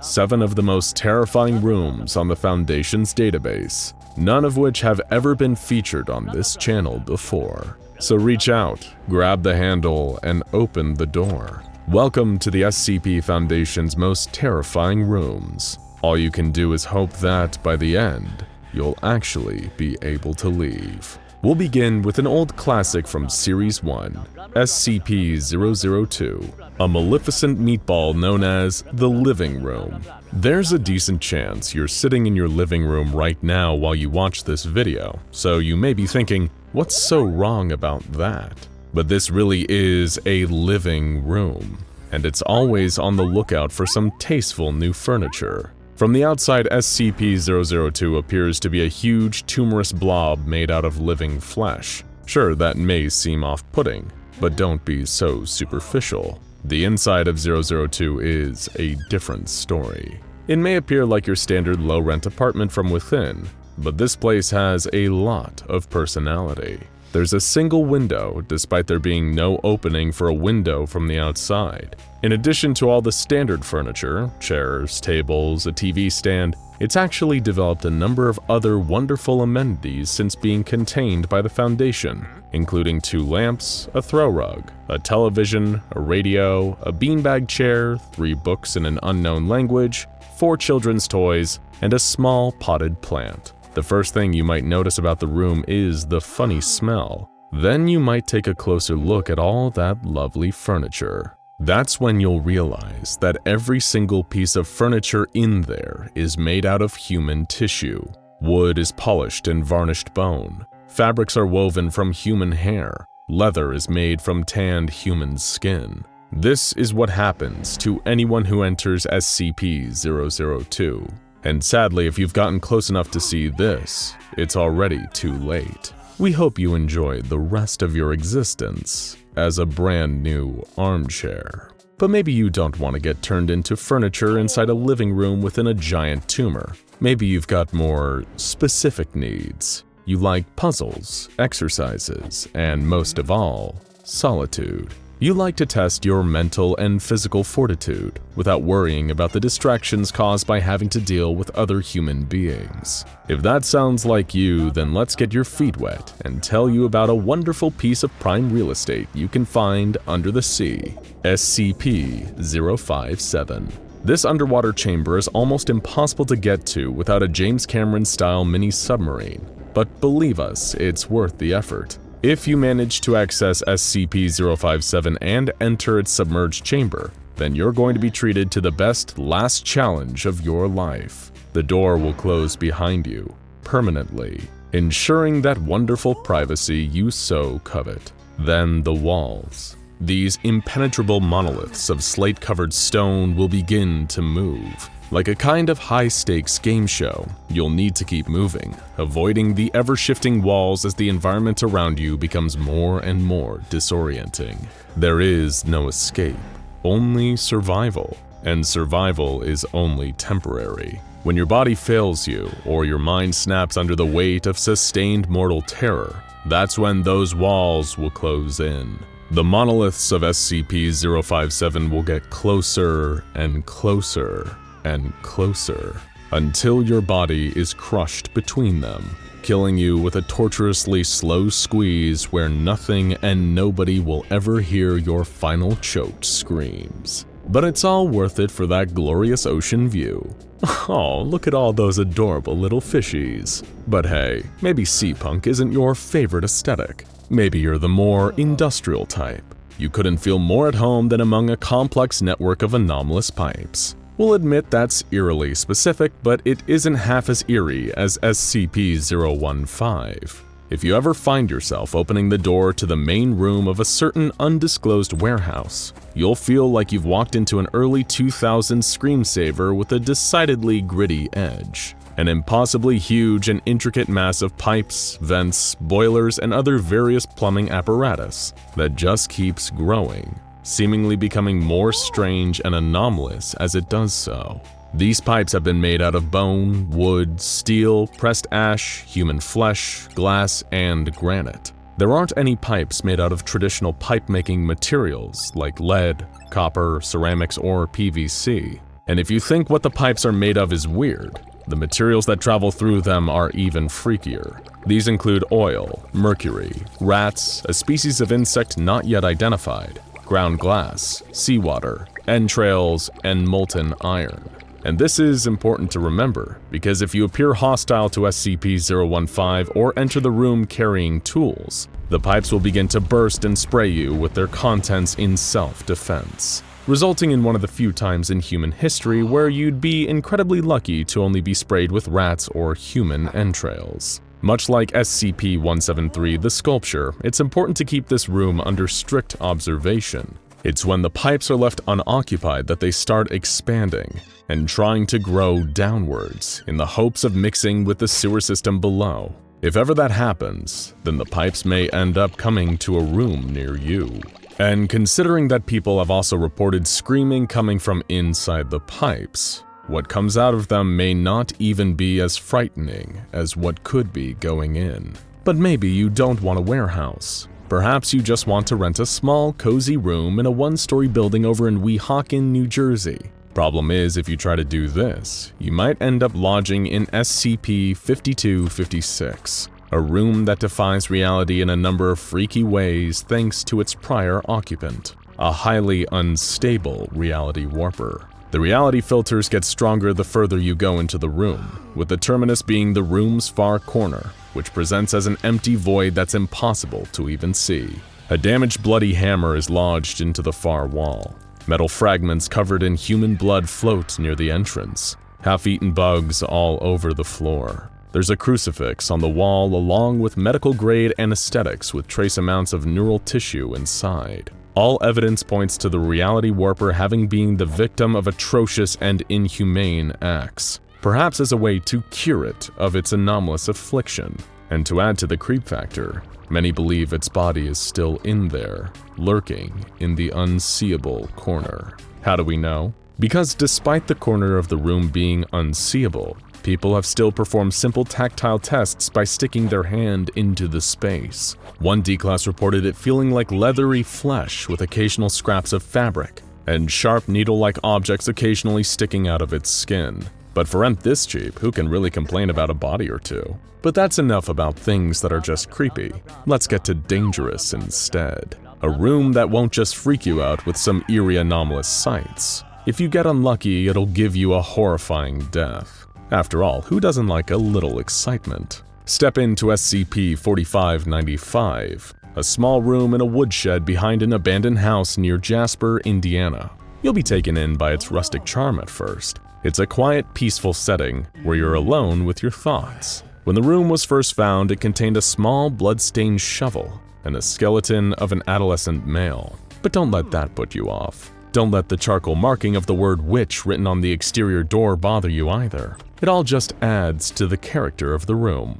Oh, there is one thing we should probably mention. There is an entity known as SCP-4595-A that lives a meter beneath the room. She's a witch-like creature, rotted and covered in wounds on her torso and face. Her mere presence will instill a sense of paranoia and dread into you. getting worse and worse the longer you're in there, but stay quiet about it. If at any point you disturb SCP-4595, all the empty spaces in your chest cavity as well as your lungs, airways, stomach, and intestine will suddenly fill with live desert locusts, causing you to experience a horrible death. So be a considerate upstairs neighbor, or else. So remember when we said earlier that it's not always what's inside the room that can cause you harm? Sometimes it's the thing right on the other side of the door. Look at the nearest closed door. Really focus on it. Tell us, how can you be so sure there's not something on the other side? Can you hear its heavy, wheezing breaths? It's not a home invader. It's something even worse. SCP-303, and it can make any room, anywhere, an absolute nightmare for you. Keep an eye on that door while we explain. SCP-303 is a tall, emaciated creature with dark skin and no face. Just a giant mouth twisted into a fixed grimace of pain with unnaturally long teeth. Nobody has ever seen its full body, but everyone afflicted with its anomalous effects somehow has an innate knowledge of exactly what they're dealing with. The amount of time that 303 spends behind the door seems to be random, but whenever it appears, people will be afflicted with such a level of raw, paralytic terror that they physically cannot bear to open the door while it's still there.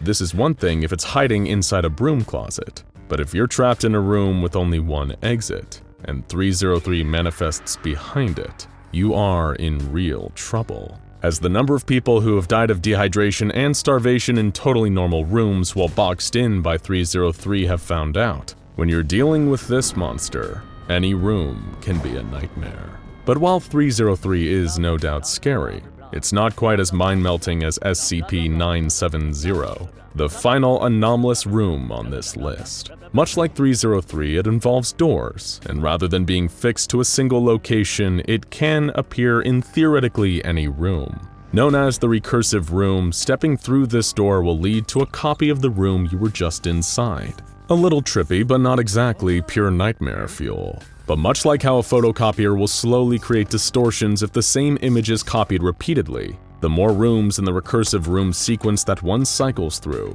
the more distorted each one gets. Eventually, the rooms will begin to display visuals straight out of your worst nightmares. Foundation researchers who sent a drone through a 6-hour sequence of recursive rooms ended up being discharged to undergo psychiatric treatment after seeing their own mutilated corpses in the rooms. A cruel trick?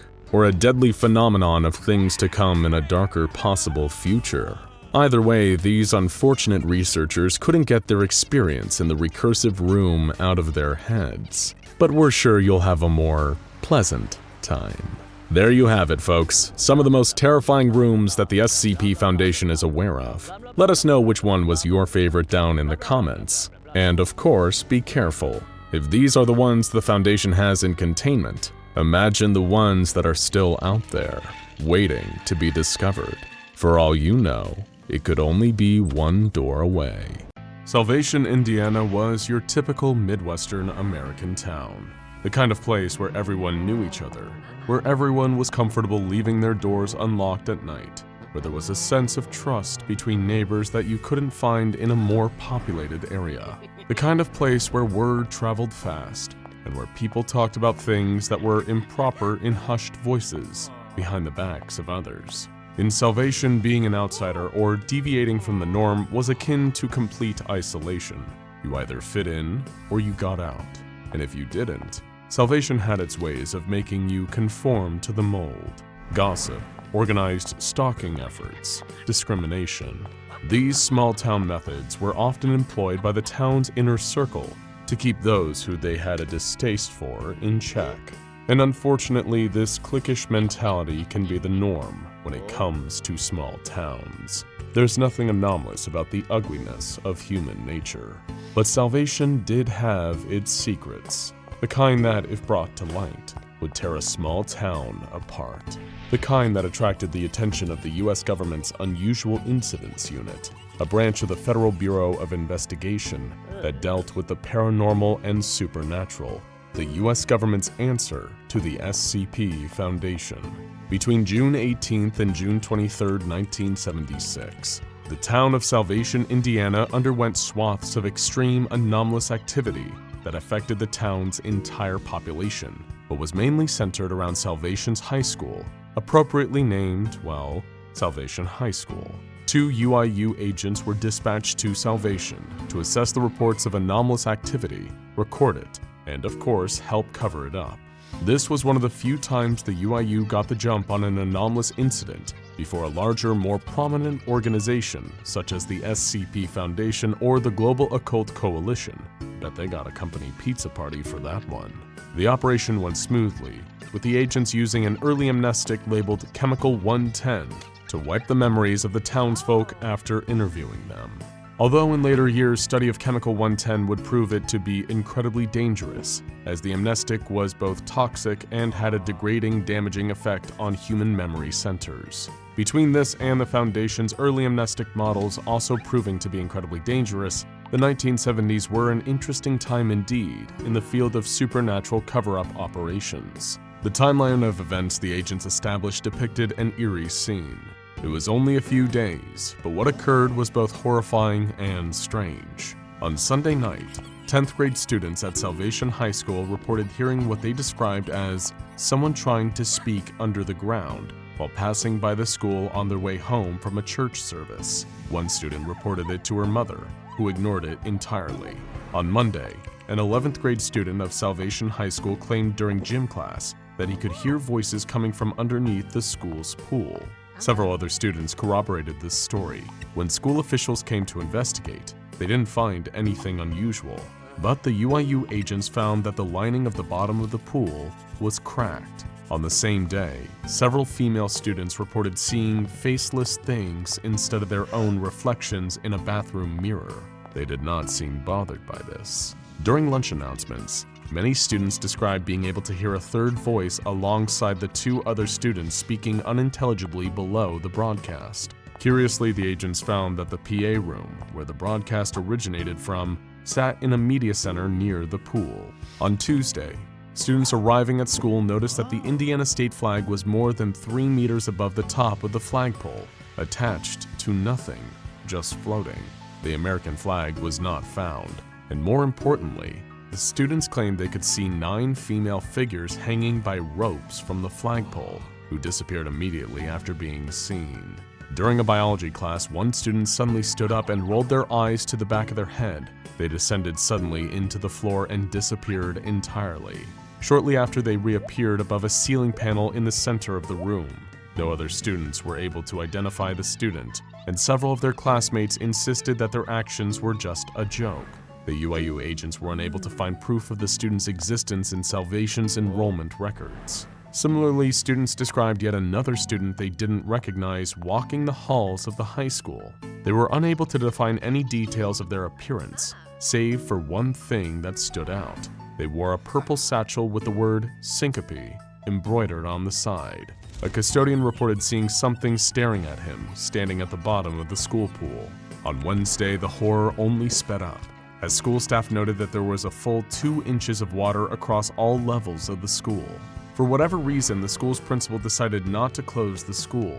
At 7:56 a.m., the entirety of the student body heard an unknown voice whisper the word "hello" in their right ear. Members of the school band realized their instruments no longer produced any sound, but whenever they played, they reported seeing a small, black, human-shaped entity flickering in and out of view in the corner of the room, facing the wall. One student saw a dark figure walking up and away from the school through the air at an impossible angle. Eventually, the figure disappeared from her sight and was never seen again. No other student addressed this. On Thursday, a student in gym class avoided a dodgeball as it phased through his body. He sunk into the floor screaming for help. Nobody who noticed seemed motivated enough to help him.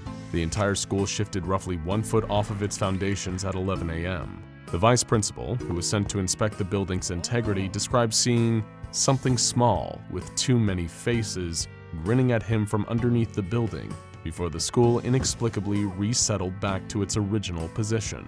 The boys' locker rooms disappeared and were replaced with what witnesses described as something that screamed. They were unable to provide any details. As students left for the day, they saw 9 young women hanging in the air, tilted forward at an angle above the school's parking lot. They could be silently mouthing words, and their appearances were described by witnesses as ugly and unremarkable. They vanished, and again the majority of the town residents reported hearing a child's voice say the word hello below them upon the figure's disappearance. A panic ensued, as town officials had no explanation for these events. Salvation's principal made the call to close the school on Friday. However, when Friday morning arrived, the entire student body showed up for school. The building was locked, so the students simply waited outside to be let in. No individuals could describe why they were there. There was a knock on a window, and the students saw a small black entity standing outside of a second-story classroom. An entity phased in and out of the school's windows over and over until suddenly disappearing. After this, the front door unlocked itself, and the mass gathering of students entered the building. However, what they found was unlike the small school they had come to know over the years. Inside, Salvation High School was transformed into a non-Euclidean space, meaning that reality didn't work inside it the way it should. Hallways that led right instead led downward. Stairs that went up instead curved left. As the students moved through the school, they couldn't help but feel like they were always moving down, lower and lower. Some heard whispers, others heard drums in the distance. As they approached the basement, they saw a massive stone archway. Suddenly, the students shifted, encasing the entire group in rock and earth for 20 seconds. After this brief, suffocating torture ended, the students reappeared back in the school, except this time, every one of them reported being the only one in the building. They described the experience wandering the building alone before coming to what they called a doorway below a doorway, and ended up inside a small sub-basement room. There they saw 3 mysterious visions. A woman crouched over a body of water, surrounded and covered in blood. A farmhouse and a group of trees that were burning. 9 white humanoid figures floating in the air overhead. A weeping woman digging in a field until her hands began to rot and fall apart. When these visions subsided, the black entity reappeared again. It whispered hello, and the group of students were suddenly surrounded by 9 screaming female figures. After this, the students reappeared inside their own homes. It was at this point that the UIU began to enter the town to distribute amnestics to the subjects. More anomalous activity was recorded in rapid succession. Bodies hanging in the sky, water taps leaking human hair and mucus instead of water. Individuals reported that their facial features had disappeared entirely. Others reported seeing faceless creatures in the town. The black entity frantically appearing and reappearing in rapid succession throughout the town. Even a weeping young woman running back into the school's building, who witnesses lost after she entered the school's basement. The cover-up effort was brutal, but it worked. The townspeople of Salvation were convinced that they saw hallucinations as a result of toxic gases blown south from a factory up north. But what was the connection between all the phenomena? 9 faceless female entities, water and blood. Something that literally upsets the entire foundation of Salvation High School. A small black entity.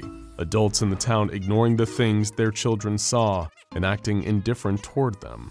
All this sounds a lot like a dirty, dark secret being unearthed in the town of Salvation. Something people would rather turn a blind eye to and ignore. But they couldn't, because the terror was only getting started. A week after these events occurred, contractors assessing the damage to the school discovered the sub-basement room, where the students had various visions of anomalous entities. Behind it was the entrance that led to the large stone archway.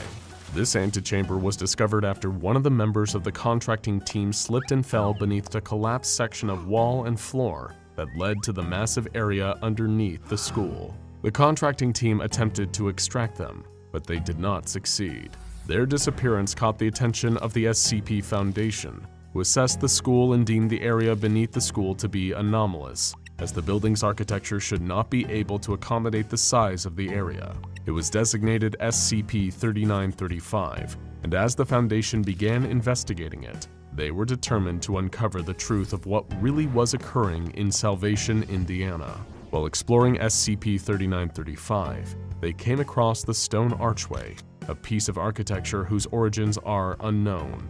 Inscribed on the arch was a phrase that read, "The way below winds deeper, longer, unspeakable its patterns laid, the lost forever damned to wander, this thing a quiet madness made." After the initial establishment of SCP-3935 as an anomalous location, the Foundation poured deeper into Salvation's mystery and came across the documents created by the UIU agents. The Foundation, being much more thorough in their containment methods than the UIU, decided that the small town of 1,400 people was easy enough to relocate entirely, and the entire area could be condemned, feeding into the excuse of a hazardous waste facility nearby, leaking noxious gases into the town's water and air supply.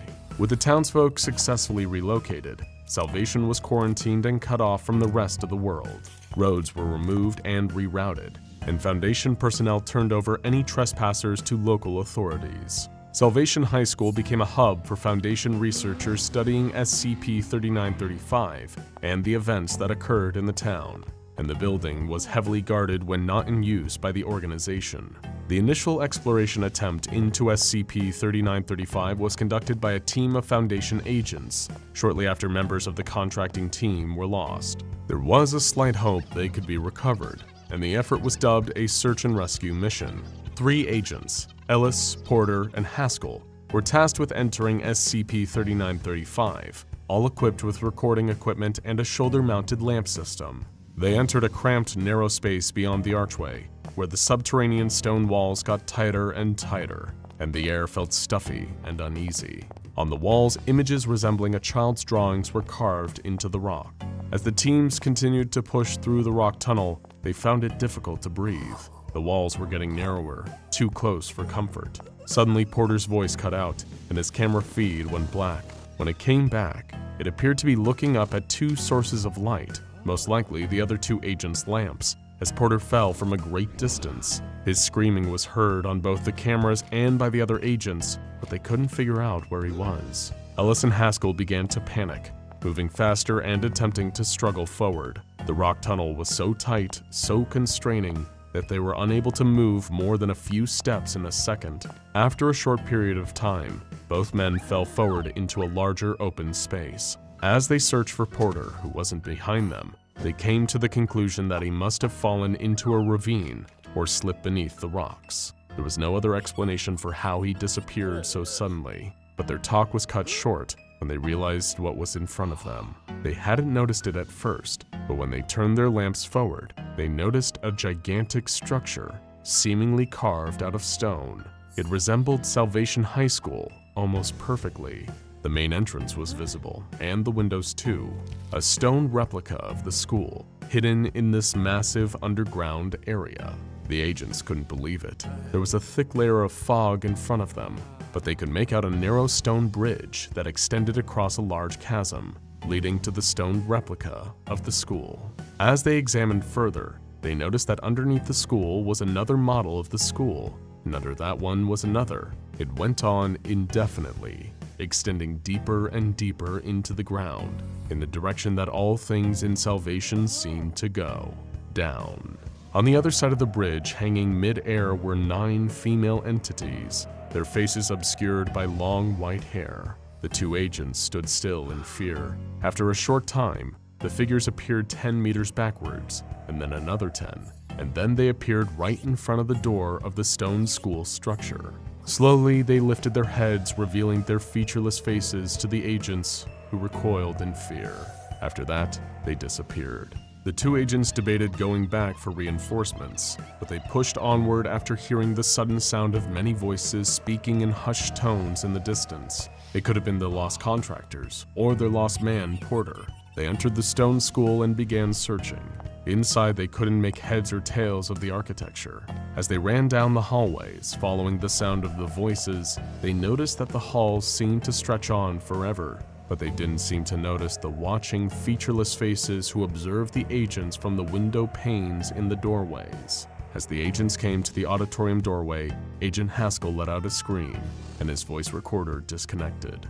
At this point, what occurred became nearly impossible to make out on the Foundation's recording. The voices grew louder. Haskell's camera shifted perspective to the floor.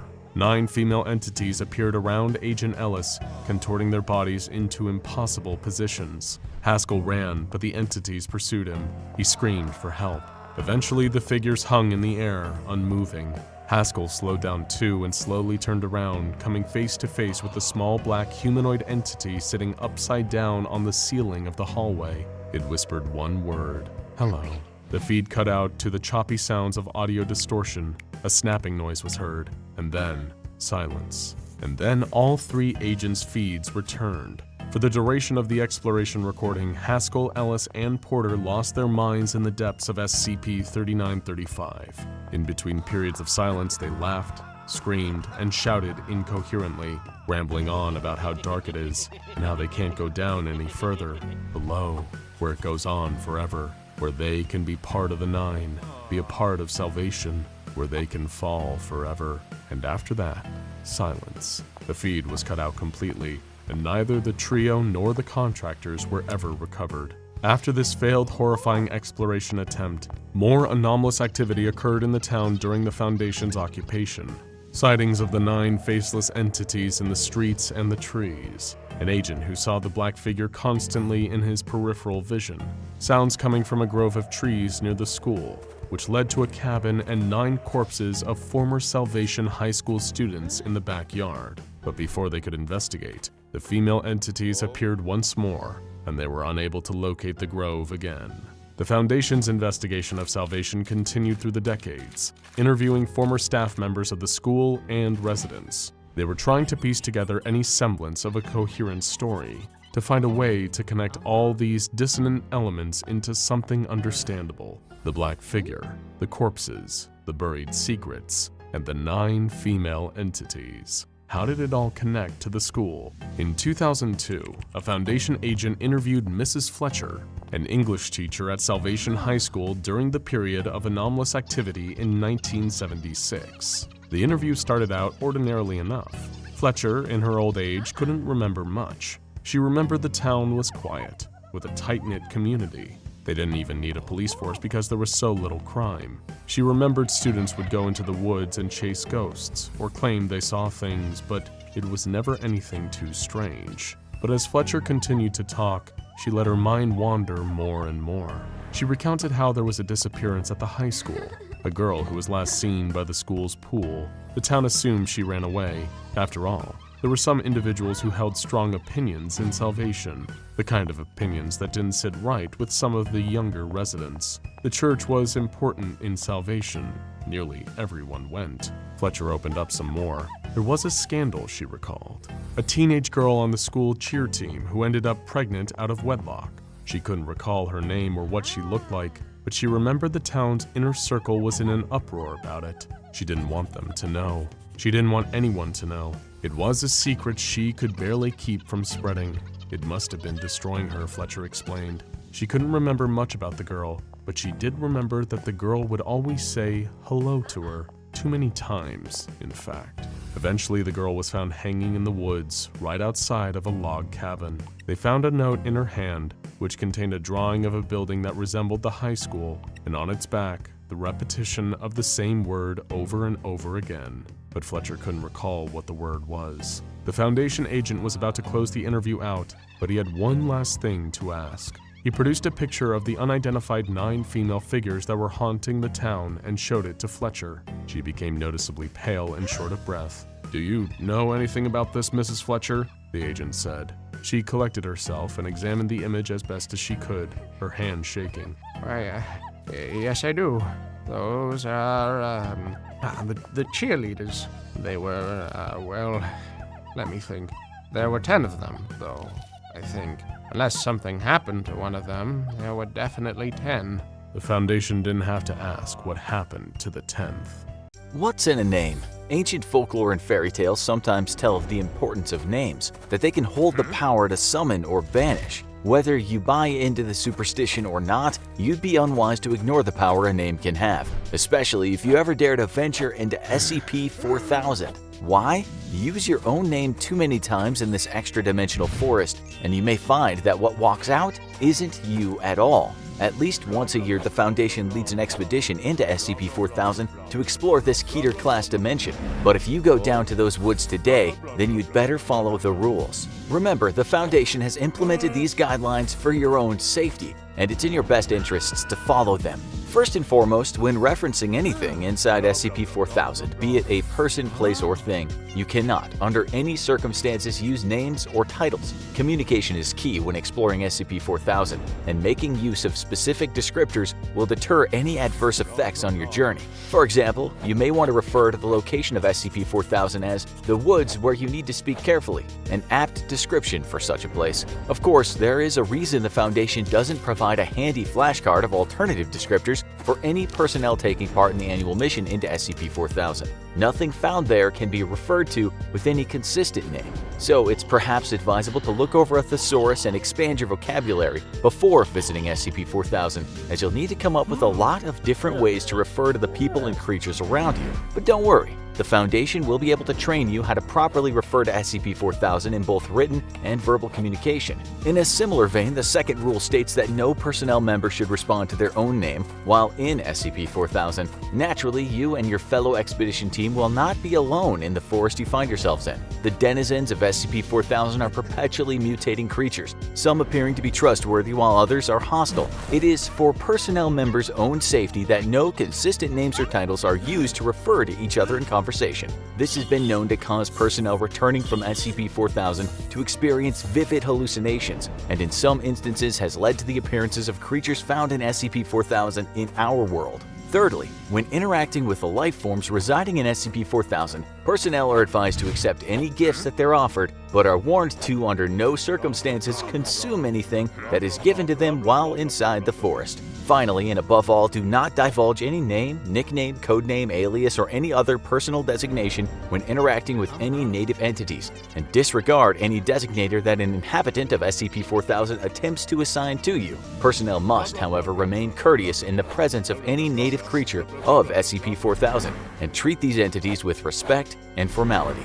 Access to SCP-4000 can only be achieved by performing Procedure 4000 Halloway, a ritual requiring a steady flame in an indoor fireplace fueled by only organic kindling. Personnel are required to combine the powdered bones of one male lion, one male red fox, and a baleen whale, and cast these into the fire with a personal possession holding strong sentimental value to the staff member performing 4000 Halloway. Next, personnel are to add 3 feathers of a bird, such as a raven or crow, and must respond with the correct counterphrases once the fire begins to emit a voice. If these conditions are met and the correct response is given, Foundation personnel will gain access to the entry point of SCP-4000. If any error is made during the course of performing Procedure 4000 Halloway, then under no circumstances should this ritual be repeated. Staff are urged to apologize for any incorrect actions, then refrain from engaging in this procedure in the future. Should Procedure 4000 Halloway be completed successfully, Foundation personnel will find themselves arriving in the access point to SCP-4000,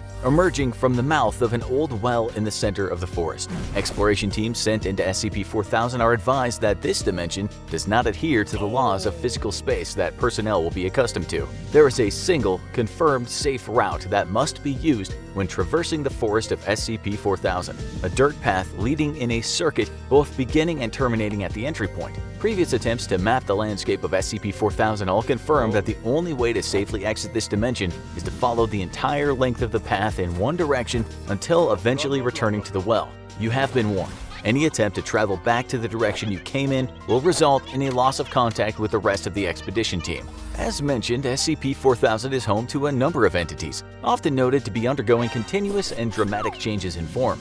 These physiological mutations appear to occur whenever these creatures are unobserved, making distinguishing between them difficult. When questioned about the exact nature of these changes, the inhabitants of SCP-4000 claim to have no control over them and express distress and dissatisfaction when said changes occur. Guidelines have been put in place by the Foundation regarding the interactions between personnel and creatures found in the forest, and adhering to the the rules regarding the use of consistent names and titles remains vitally important. The native creatures appear semi-humanoid and are reported to be highly temperamental. Should any staff member happen to offend one of these natives, they may be subjected to anything from verbal assault to acts of extreme physical violence from the SCP-4000 resident. If any Foundation personnel further question why there are so many rules when visiting SCP-4000, then they need to look no further than the discoveries and fate of Dr. Eugene Japers, who during his initial expedition to SCP-4000 in 2005 encountered a humanoid native entity whose head resembled a rabbit's. As the pair shared a polite conversation, the rabbit-like creature made an inquiry regarding Dr. Japers' name, asking, "How is your name?" Keeping to the rules, Dr. Japers did not divulge any name or other form of title to the creature at this time. However, Japers remained courteous and polite during the interaction. The rabbit responded with the following: "Are you simple? I'm merely asking how your name is. My name has smelt of raspberries lately, I think, or snapdragons perhaps. It's so hard to tell these days, but one makes an effort." In his reply, Dr. Japers made a reference to his own name as having tasted rather tart as of late, before concluding the conversation with the rabbit entity. Upon returning to the SCP-4000 forest 3 years later, Dr. Japers was met with the same creature and once again engaged in conversation with it. After briefly discussing their previous encounter, Dr. Japers was able to turn their exchange towards something the rabbit had mentioned before, about finding it difficult to describe his own name. When asked to clarify this point, the rabbit replied, "I can only assume it's because of how long we've been apart, my name and I, that is. It's a good name, a proud name, I'm fairly sure. By this point though, it's probably decayed from its former grandeur, if it even still exists." After this mention of its relationship with its own name, it should be noted that the rabbit referred to Dr. Japers by the title Fellow Scholar. The third and final encounter between Dr. Japers and this entity came in 2013, after the doctor was sent into SCP-4000 with instructions to conduct a more thorough interview with the subject. It was during their third conversation that the Rabbit Man revealed details of a long-forgotten war between human beings and the residents of SCP-4000. Apparently, these creatures, the Fae, do not originate from the forest in which they now reside, and according to the Rabbit Man's claims, were born in our world. "Much as it grieves me to say, we were betrayed," the rabbit explained. "We had fought side by side, in the war against that factory. We had done nothing but help them, and what did they do? They destroyed us. They took so many of our lives and all of our names. Some of us fled here when the war was just beginning, but not many. Still, though, I don't hate them." It has been assumed by some that the Foundation was directly involved in whatever may have wiped out the Fae, causing them to either retreat or be banished to the forest of SCP-4000. An additional assumption has been made that whatever weapons were used on these creatures is directly responsible for their constantly shifting state, rendering them without their own names or identities. Whatever the case may be, it was during their conversation that Dr. Japers, in reference to their second encounter, referred to himself as a fellow scholar to the rabbit in order to coax information from him. However, in doing so, the doctor had unwittingly accepted the title that the native entity had given him. By mistakenly responding to the name Fellow Scholar, the doctor had broken the rules of interacting with the creatures of SCP-4000, an easy mistake, but a costly one. The doctor would later leave SCP-4000, traversing the safe path back to the well, and Dr. Japers vanished shortly after his exit from SCP-4000. His whereabouts are currently unknown. The Foundation has made several attempts to investigate his untimely disappearance, but to this day, he remains missing, and the fur left on the inside of his expedition gear displayed no strange properties. The single goal, it would seem, of the creatures residing in SCP-4000 is the theft of names. However, this naturally extends far beyond the Dimension's definition of identity theft. Though an unfortunate blunder, Dr. Japers allowed the friendly nature and demeanor of the rabbit entity to trick him into accepting the name Fellow Scholar. By giving Dr. Japers a name, the rabbit was free to steal not only his name but his very identity. While it is unclear how this transference is achieved by the creatures, it is due to the risk of this that the Foundation employs such strict rules for any research team tasked with traveling to the forest of SCP-4000. Make no mistake, names have more power than we realize, and this is evident in few places more so than SCP-4000, a pocket dimension where ever-changing survivors of a forgotten massacre exist as identities alone. Remember, a name is a powerful thing, whichever side of the well you find yourself on. Your name binds you to who you are, but if your name becomes someone else's, then one else of yours becomes theirs too. True horror. The airplane door, belching smoke, and a burning red light. The dead talking in ancient guttural Latin. A monstrous angel made of rings, wings, and eyes whipping barbed tentacles at screaming, terrified priests. You can scarcely imagine a more hellish place. Bishop Franklin's knees gave out under him as soon as the man set foot back on solid ground. Nearing his 70th birthday, he'd never been a particularly tough man, but after the day he'd had, he doubted he'd ever be the same again. Almost being ripped into another dimension, almost being at the center of a nuclear explosion, seeing. He threw up on the ground as the Foundation personnel rushed over to him. Never again. Just 8 hours earlier, Bishop Franklin had been getting on with his Friday preparations. They had Mass coming up this weekend, so he was doing the rounds of the cathedral, putting out new candles and straightening pews. He was nearly done, ready to get on with the rest of his morning, when he saw 2 suited figures entering the cathedral. He shuffled over to them, trying to explain that they were closed, but quickly faltered when he saw the grave look on their faces. Just 10 minutes later, he was in the back of their car, still holding a spare candle, with agents from the SCP Foundation sitting on either side of him. They handed him file after file, each most redacted, explaining the basis of who they were and where they were headed. It was a lot for the old priest to wrap his head around. He'd always believed in a higher power and a spiritual realm, but this sounded a whole lot more serious than that. Monsters, aliens, other dimensions, facilities, portals. He questioned the agents on it. They just looked grimly from one to another as the car wound its way to the private airstrip in the middle of nowhere. Bishop Franklin had always hated flying, but he hated it a whole lot more as he approached the airplane with no idea where he'd be landing.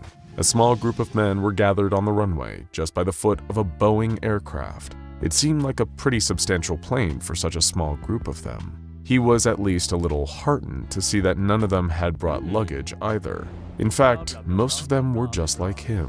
As Bishop Franklin approached the group, he recognized various faces, other bishops, archbishops, and senior priests. With him there, they totaled 7. The others all looked at him, not saying much. Bishop Franklin tried his best to start asking questions, but 2 things happened in quick succession that closed his mouth very quickly. Firstly, the luggage hold of the plane was opened, and 2 enormous shapes were loaded into it via forklift. Each shape had unmistakable symbols on the sheets covering them. Nuclear danger. Reeling from this revelation, Bishop Franklin turned to the group to be face to face with the Pope himself. He immediately shut his mouth. You may also be wondering what on earth was going on at this airfield. The truth is, Bishop Franklin, along with 6 other priests of Abrahamic faiths, were about to embark on the monthly flight of SCP-616. Within this plane, as all of these men were soon about to find out, exists an emergency door. Covered with satanic iconography, this door, when opened at ground level, operates just like any other emergency door, leading to the outside of the plane. Although any individuals who had passed through this door in this normal state reported feeling heightened anxiety during and after. However, once a month, this door will be anything but normal, opening a gate to, well, you'll soon see. In order to mitigate the threat posed to humanity through SCP-616-1, or the Gate, the plane must be in the air at the time of its opening, far above and away from any human settlements. In order to keep this event contained, the door must be kept open for the duration of the portal's existence until it has closed of its own accord. But holding this door open is not a simple test of strength, it is a test of belief. In order to protect all of humanity from unknown horrors of a cataclysmic scale, 7 priests of Abrahamic faiths must be on board for this monthly flight, praying for the door to remain open. The ability to keep the door open, it turns out, is unrelated to physical prowess, but instead is based entirely on one's own belief that the door can be held open. As such, religious figures praying to a higher power are incredibly well suited to the task. Once per year, the flight is blessed by the Pope, and every time the plane takes off, it must be holding 2 nuclear warheads in its hull.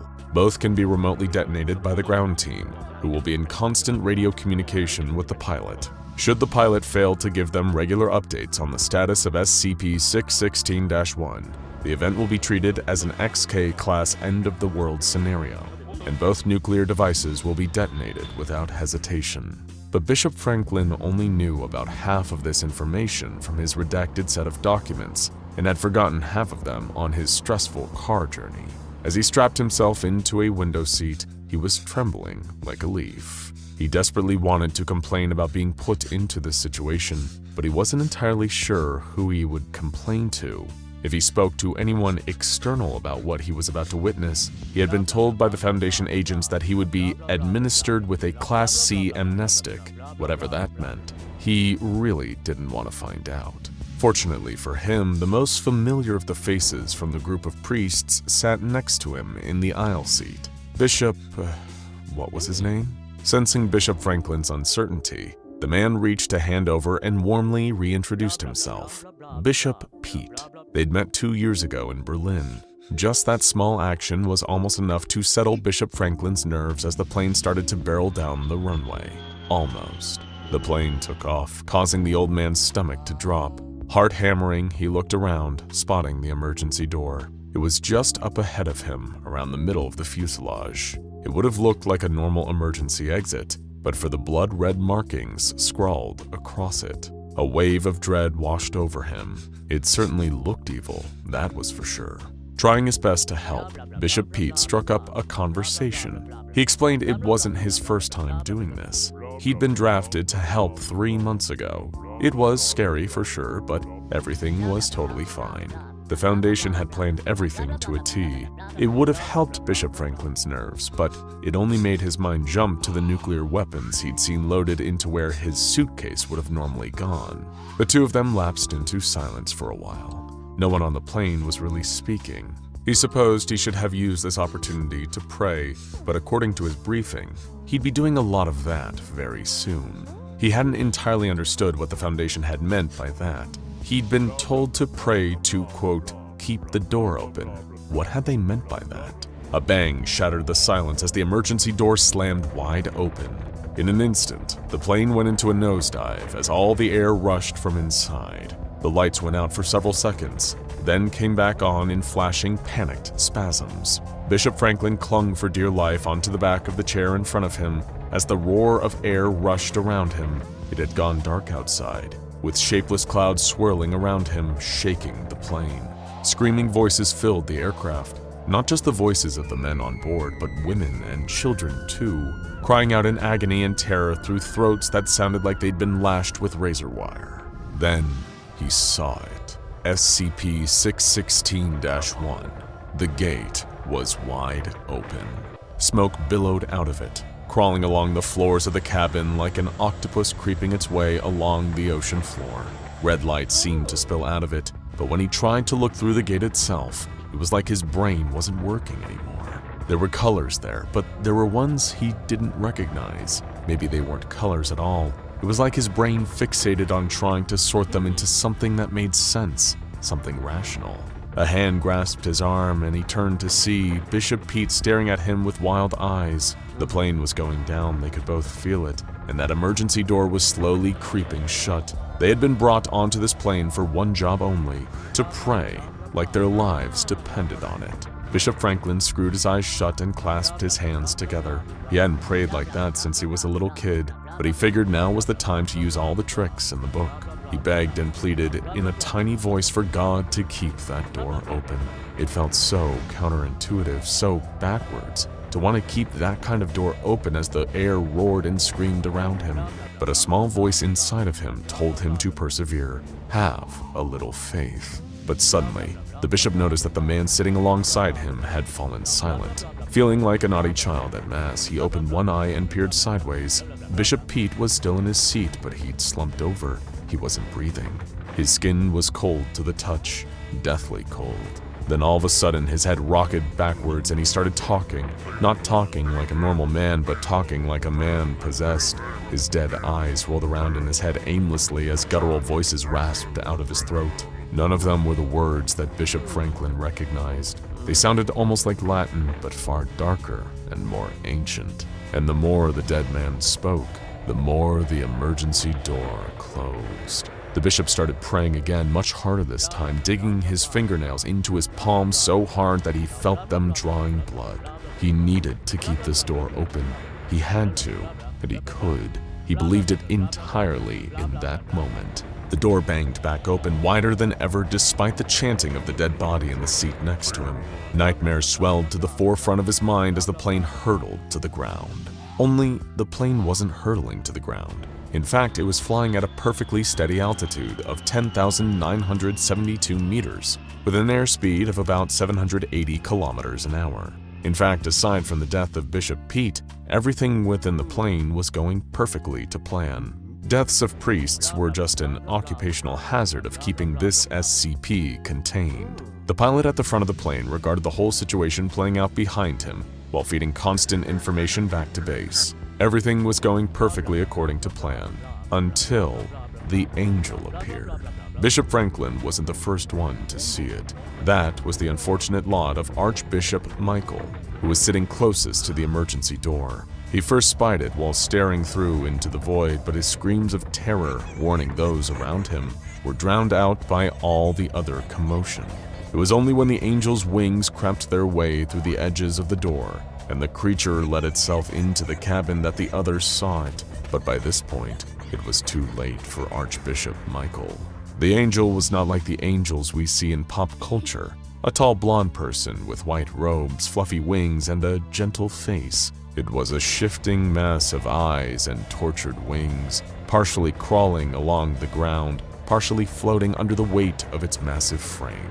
It had to squeeze itself through the door to fit into the plane, but as it did, it lashed out at the Archbishop with a sinewy tendril and got to work, violently killing him. That was when Bishop Franklin saw it and began to panic. He wanted nothing more than to stop praying, to let the emergency door slam shut and keep this creature away from them. But that little voice inside his head told him that wouldn't work. If that door was allowed to close before the gate had, then it would cause the apocalypse. He could not have that blood on his hands. So he prayed, sweat pouring down his face as the Angel forced its way through the gate and into the cabin. He prayed as it slumped across the aisles, working its way along the line of men, slaughtering them one by one. He prayed as it saw him and rose to its full height, unfurling great wings and readying itself for the kill. And he prayed as a wind more powerful than any on earth blew through the cabin and pulled the Angel back through the gate. The emergency door slammed shut, and in an instant, the plane seemed to right itself. No more turbulence, no more wind. The light flickered once more and then came back on steadily.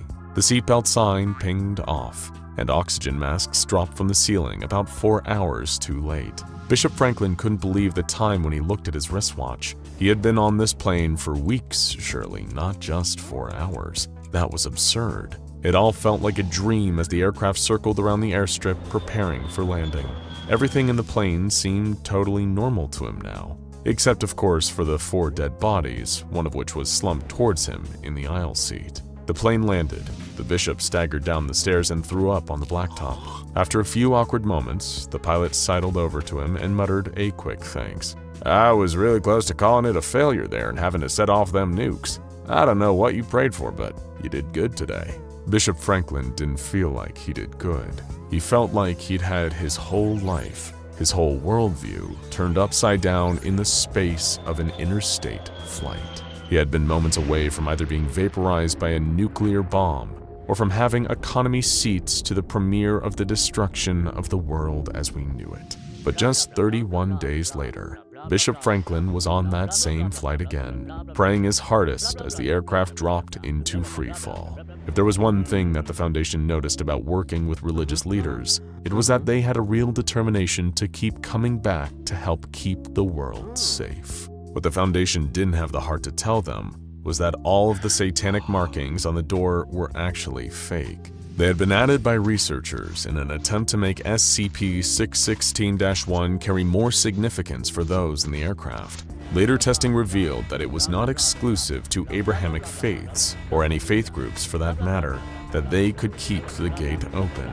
Anyone who believed they could do it was capable of it. Faith leaders, however, are still being utilized, and the blessing is still being performed by the Pope on a yearly basis. It had been found that these external rituals, while not necessarily directly impactful, have strengthened the belief and resolve of those inside the plane, yielding fewer casualties and shorter durations. Various experiments have been conducted to see beyond the event horizon of the gate, to see what's on the other side. Those in the plane have reported as having the name Paradise, despite never going inside. A remote-controlled rover was sent inside the gate on one experiment, but the footage was deemed far too dangerous as all those who witnessed it died within 2 months. Hopefully, you didn't peer too closely into the gate as you watched this video.